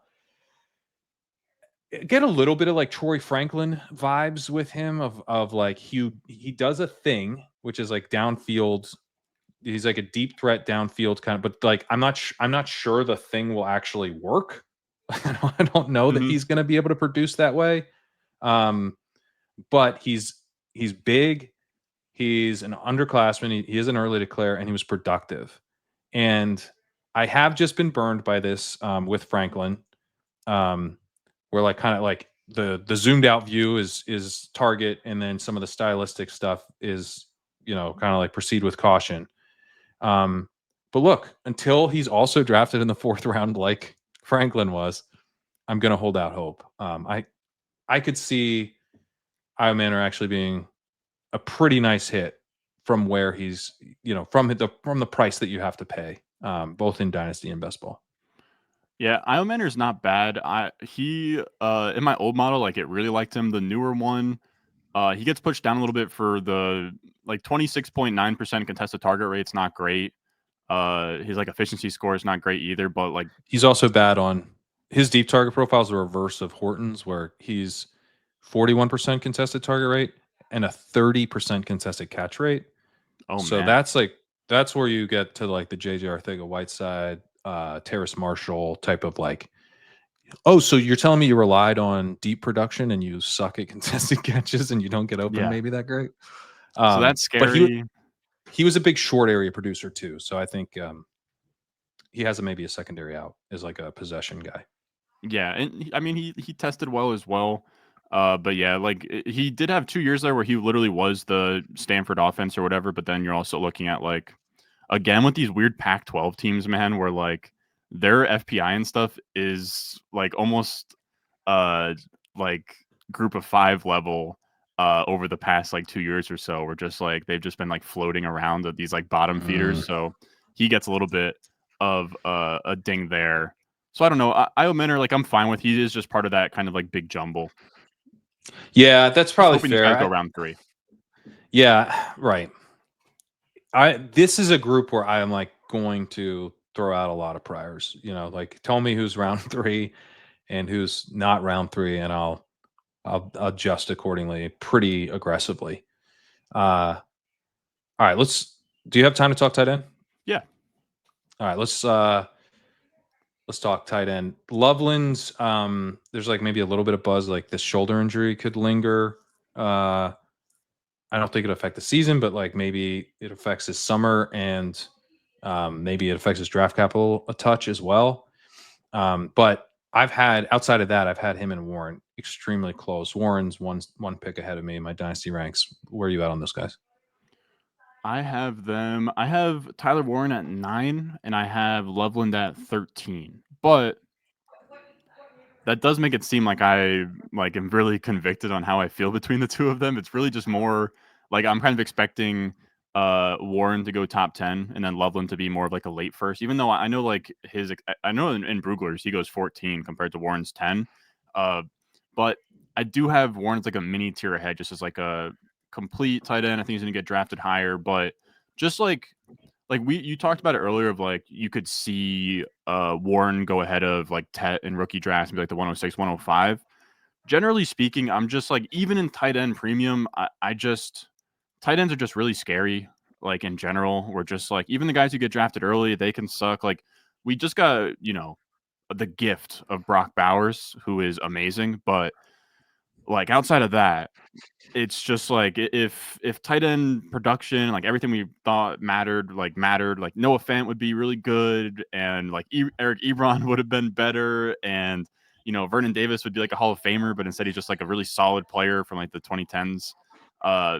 It's Dalton just Kincaid would have been good. yeah, Michael Dalton Mayer would have been good. Kincaid, Michael Mayer. Like, there's just so many of these names that are just like, we thought these guys were like really good and they weren't. The Ravens took Hayden Hurst over Mark Andrews. Like all the best tight And ends of Lamar Jackson.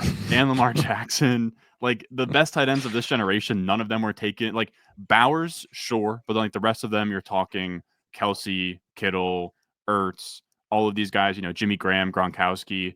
So it's just like draft OJ capital is Howard was cool. another really high end Yeah, tight end OJ Howard prospect. should have been sick. OJ Howard Yeah. should have been amazing. It's and like some of these guys, they have like short shelf lives too, where like Hunter Henry was good for like a split second, and then he just kind of like forgotten. Dallas Yeah. Goedert, peak Tyler Eifert was fun too. Like you can just do like a who's who of names, like Martellus Bennett, Jordan Reed. So like they don't last long. The guys you get drafted in the first round aren't ever hit, like aren't always hits, and it's just like there's no floor.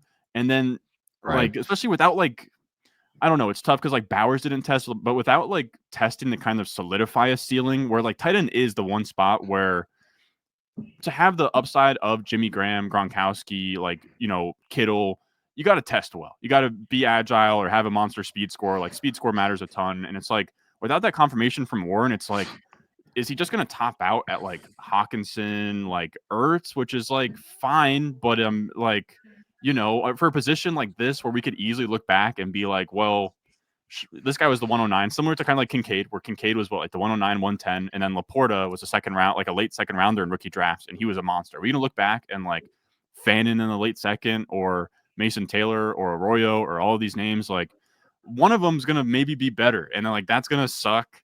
And this class is so deep where you're contemplating like Tet and the Ohio State running backs, and then like even though we kind of like just talked him down for the last like hour or so, like Matthew Golden 12th overall is still like a really That's good still bet. nice. Yeah, Yeah. it's nice, and like the tight ends are just such a wasteland, and you can get burned. And I get the whole idea of like positional scarcity, but like I was looking through prices, like if I need tight end production, like if I'm looking at like I'm pretty much against like drafting for need in Dynasty, unless if it's a league that's like the opposite of what you said earlier, of like where it's not liquid and it's like I don't trust that I can make a trade to like fill this need. But like, what's stopping you from, if you really need tight end production, what's stopping you from like sending like an early third for Travis Kelce? Like, Right. do you need to take Warren at the 106? I don't know. Maybe we look back on this and he like has Laporta like production, or somewhere in that realm of Laporta, Bowers, and he's amazing. But it's just like tight ends, just it's really tough to trust, man. Like I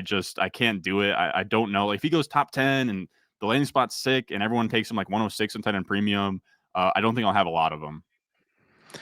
Are you like, when you're considering like Shador Sanders, like where are you at on him compared to the tight ends?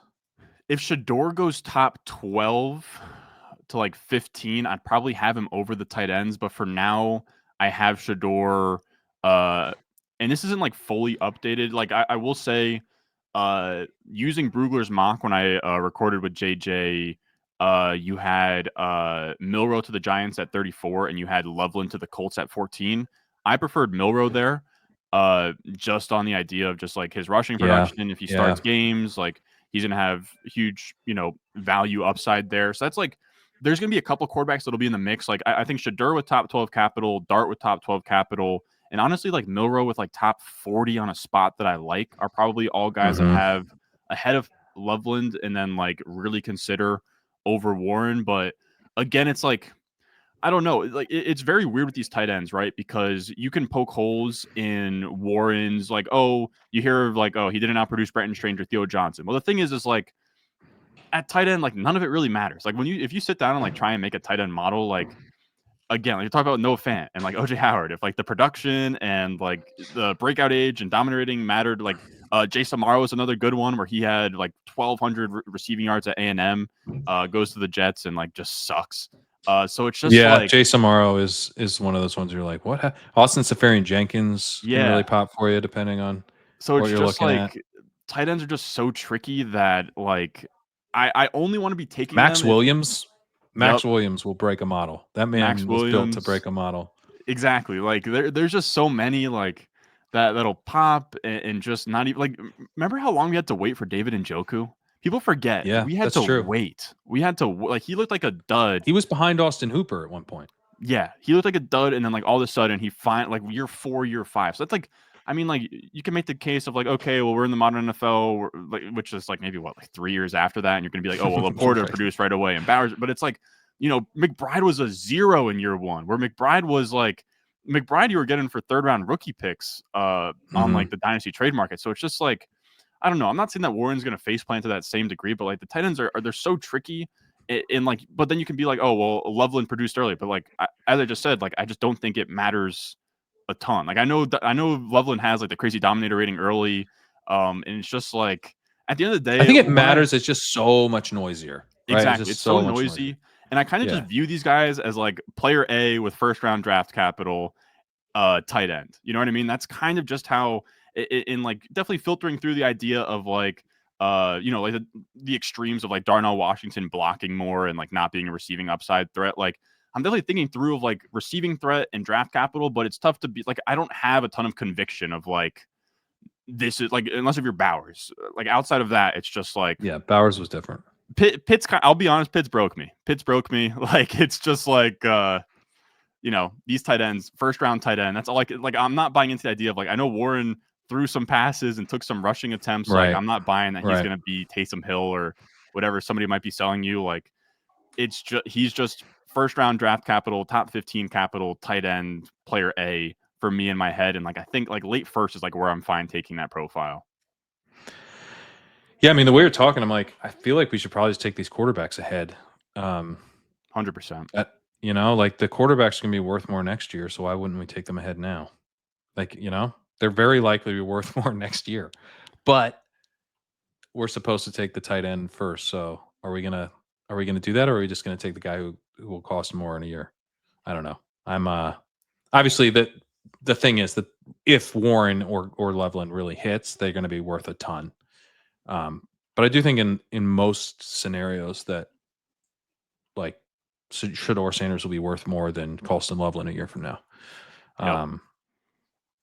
People forget like another like we could name names all day, but like Kobe Fleener's another one where he was a 34th overall pick, 9.77 RAS, like decent production at Stanford. He gets perfect connection with Andrew Luck, and he gives you like fine production. He doesn't hit a single 12+ point per game season, so it's just like I don't know. It's just really it's tough. Like Michael Mayer was a guy that I love too, and even the guys that are like they test really well, like you get Mike Gesicki, where like sometimes it doesn't even translate, and it's just like Totally. I don't know. Totally. It's just it's all over the place. It is. If we get down though, we know it's noisy, but the nice thing about tight end is that the noise sometimes works in our favor, right? If you go all of a sudden, how worked up do I need to be about 3rd round draft capital relative to 2nd round draft capital? Pretty worked up at wide receiver, but I think significantly less worked up about it at tight end. Yeah. And I think we get 3rd round draft capital for Harold Fannin. We're not going to get 2nd round draft capital, and we will get that for like Elijah Arroyo and Mason Taylor probably. I don't care. That is where I'm like, I'm betting on the production stuff. I know that he might be like Josh Oliver or Greg Dulcich or, one of these other productive guys that became nothing. But he was so productive and so efficient as well. He was an entire passing game, and everyone knew it, and he was still super efficient. I'm just in. Dwayne was saying, I think he said his highest production score in his model belongs to Fannin, and he's like, I adjusted by the team. I did it. I factored it in. It doesn't matter. He still got the high. I mean, it matters. It knocks him down, but he's still got the highest score. So I don't know. I've been trying to like rally the troops on Fannin the last few weeks to get the excitement going. Like this is a very fun prospect. He's definitely got a wide range of outcomes, but the ceiling here is pretty awesome. You're not gonna have to pay a ton for him. He's still damn near free in best ball. I had someone reach out on Twitter being like, "What the heck's up with your dynasty ranks? You're like way too high on Harold Fannin." No, I'm not adjusting him. He's a second round. He should be taken in the second round. Probably in the early. I'm probably too low on Fannin. I have him at 19. He's worth like an early second round rookie pick, I think, because of the ceiling. Have I lost my mind? A little bit, but I think I need to move him up. I think I need to move him up. Like in my last update, because it's so tough with him where it's weird. Like I'm now talking in circles because I just said like, like draft capital doesn't matter a ton. And the reason why I have him low is I'm just scared that he falls to day 3 and just kind of like, that's my biggest fear with him is he goes day 3 and the NFL just says, nah, like we're good on this guy. But I like you don't think just that outlined, happens. you said you don't? I don't. He's Samson-y in that like you go look at top 100s. He's there. Guys who don't like him, like Todd McShay's not been high on him, and he's in his top 100 and everything. Like he's not a guy that people are writing off. He's a guy that people are writing off some of the production, and basically how much you like him just depends on how much of his production you're willing to write off. I'm writing off some of it, but not as much as some others. So, but I think it's like kind of hard for anyone to get to the point of like, dude, this guy can't play. It's like he can't be used as a true traditional tight end, but maybe he can be a guy that you play as like a full-time slot and it's like functionally 12 set, or maybe he's only running like 70% of the routes, but he's out there to catch passes, so his targets per out run is high enough that we're good. But I bet you that he's off the board in like the first 120 picks, I would say. I don't think it's not like there's no chance he falls to round 4, but I think he'll be like round 3 or early round 4. I assume round 4 you're still going like mid to late I'm still second in. there. Yeah.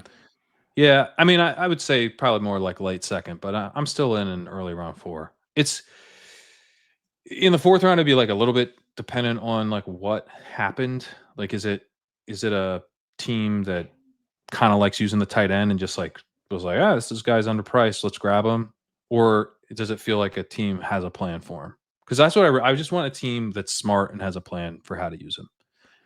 If that's early round 4, I'd much rather have that early round 4 than early round 3 even. Because again, Yeah. the draft capital matters, but it doesn't matter. It's not the be all end all at tight end. Yeah, and you make a good point there too because in Brugler's mock, he goes late round 3 to the Eagles, where look like yes, they have Brown, they have Devontae Smith, they have Jalen Hurts here. It's low volume and there's not a lot of room, but at the same time, like I'm down to kind of ride with Howie. Like if Howie sees a Yeah, vision me for this too, man. guy, and Yeah, like and like that's a and the team where you said, Bowling Green coach is on the staff now. yeah, oh that's sweet, Yeah, but that's why it's he just keeps like getting yeah, he and would the have a Goddard plan. stuff. People are Yeah, Goddard's like pretty much getting like Goddard's probably gonna get traded. Like I assume if they picked him, like that would confirm that he gets traded in that scenario. And then all of a totally. sudden, it's a team that's smart, that wins, knows how to use these players. So I'd be really interested. I will say I got to move him up. We talked about it earlier. I mean, now you confirmed it because you He said would be early the new too. Zach Ertz, basically. You Yeah, could even keep it. You could even keep Goddard, and he's like Ertz in 12 personnel. yeah, I'm in, man. I'm in. yeah. I love the upside. I will say it's funny. Like I was screaming like during the college season because like he was somebody that like pops on the video game College Football 25, and then I watched him play at Bowling Green, and just like You're the because third person that's told me this. dude, everybody has used Bowling Green in College Football 25, and they're like, who the hell is this tight end? Um, but like he's amazing. Like I remember the Penn State game, he goes crazy, and I was screaming from the Yeah. mountaintops of like.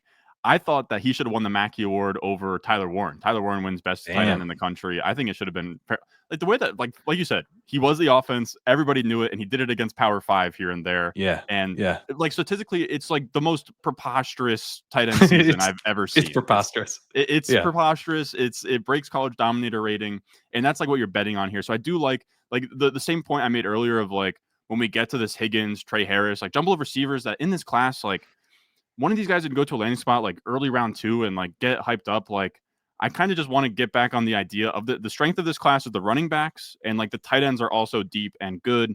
And I think I would probably prefer Harold Fannin day 2 over Higgins, Trey Harris, etc. I think I would still prefer the running backs there because I do just love the running backs that Yeah. much. Yeah. Yeah. But if we're talking like I'll probably have like if like an Ollie Gordon does go to the Raiders and he's the only one there, I think I'd probably prefer Ollie Gordon there. Like get I think you disagree with me there.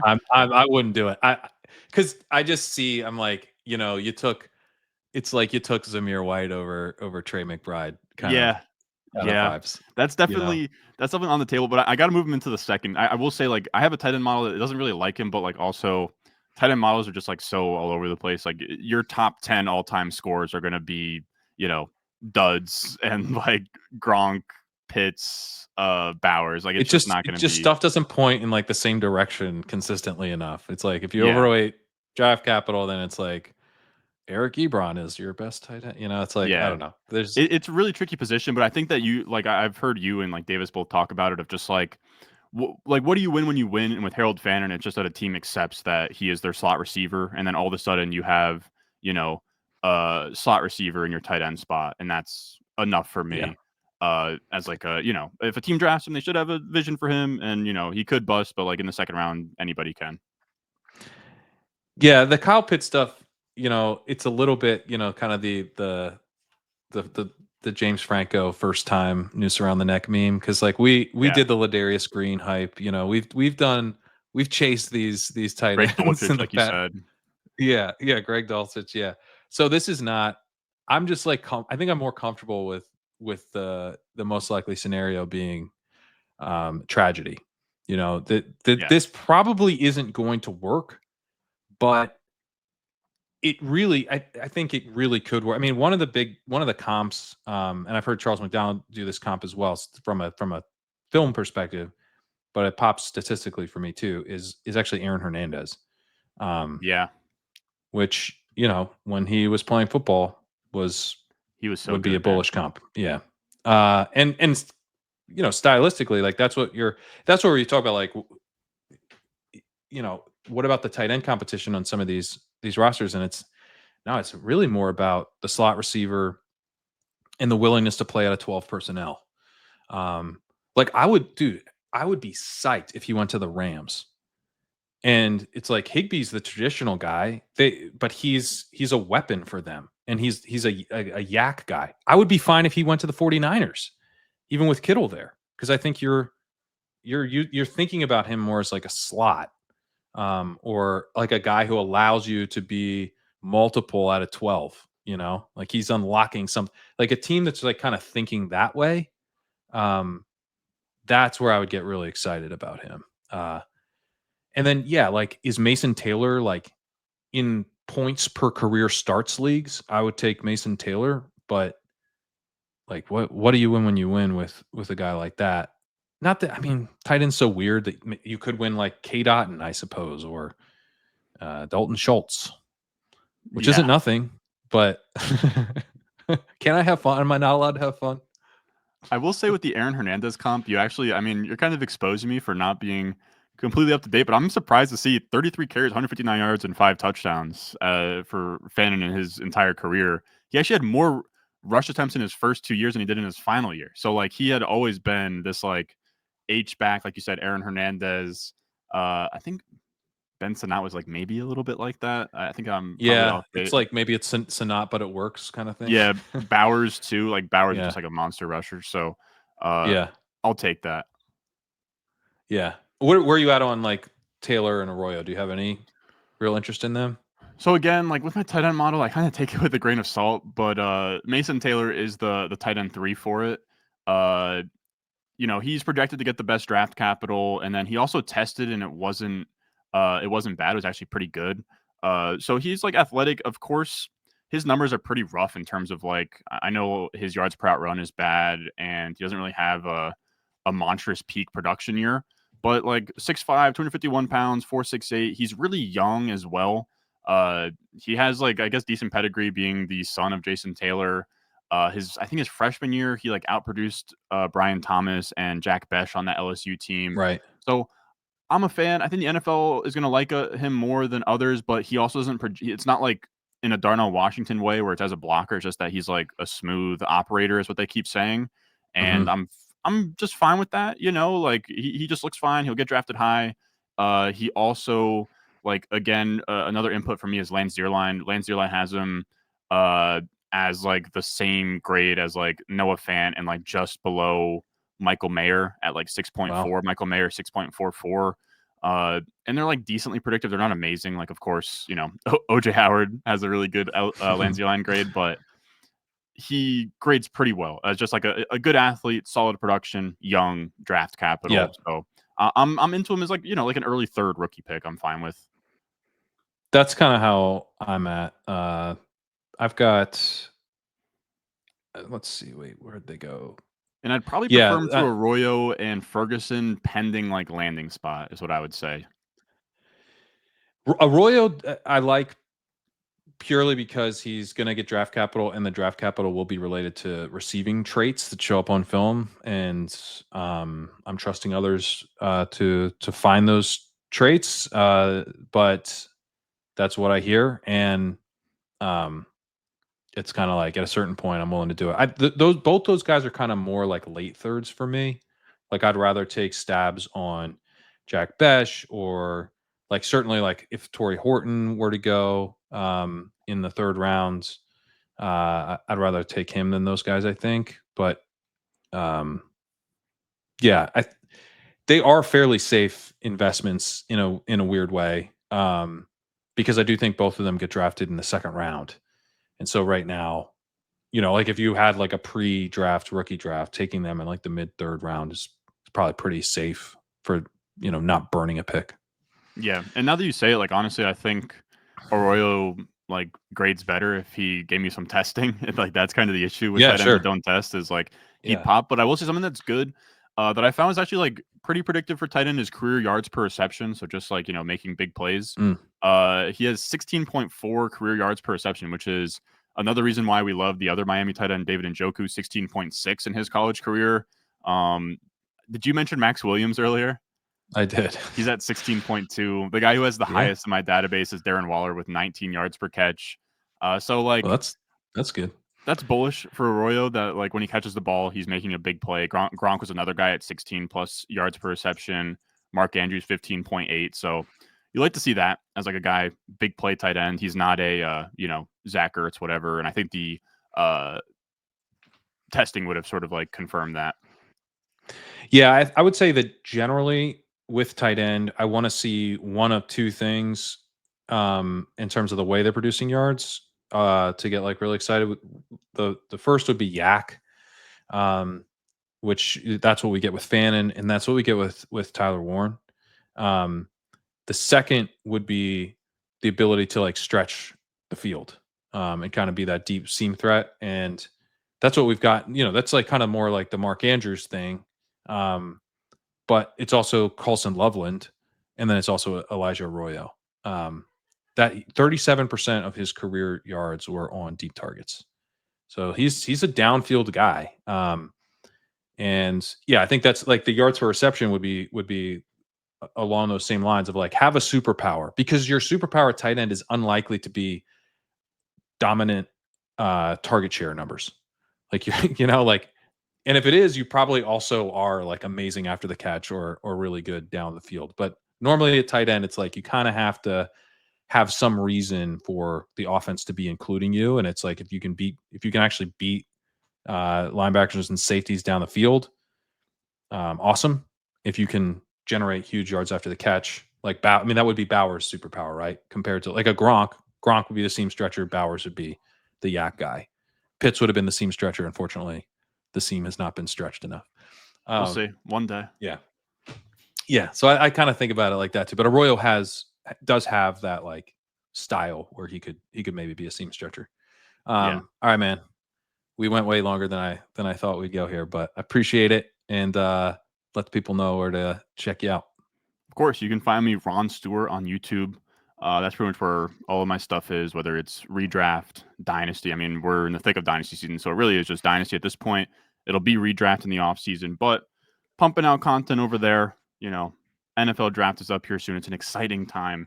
So you can just check it out. Ron Stewart on YouTube, at Ron Stewart _ on Twitter. That's pretty much all you need to know.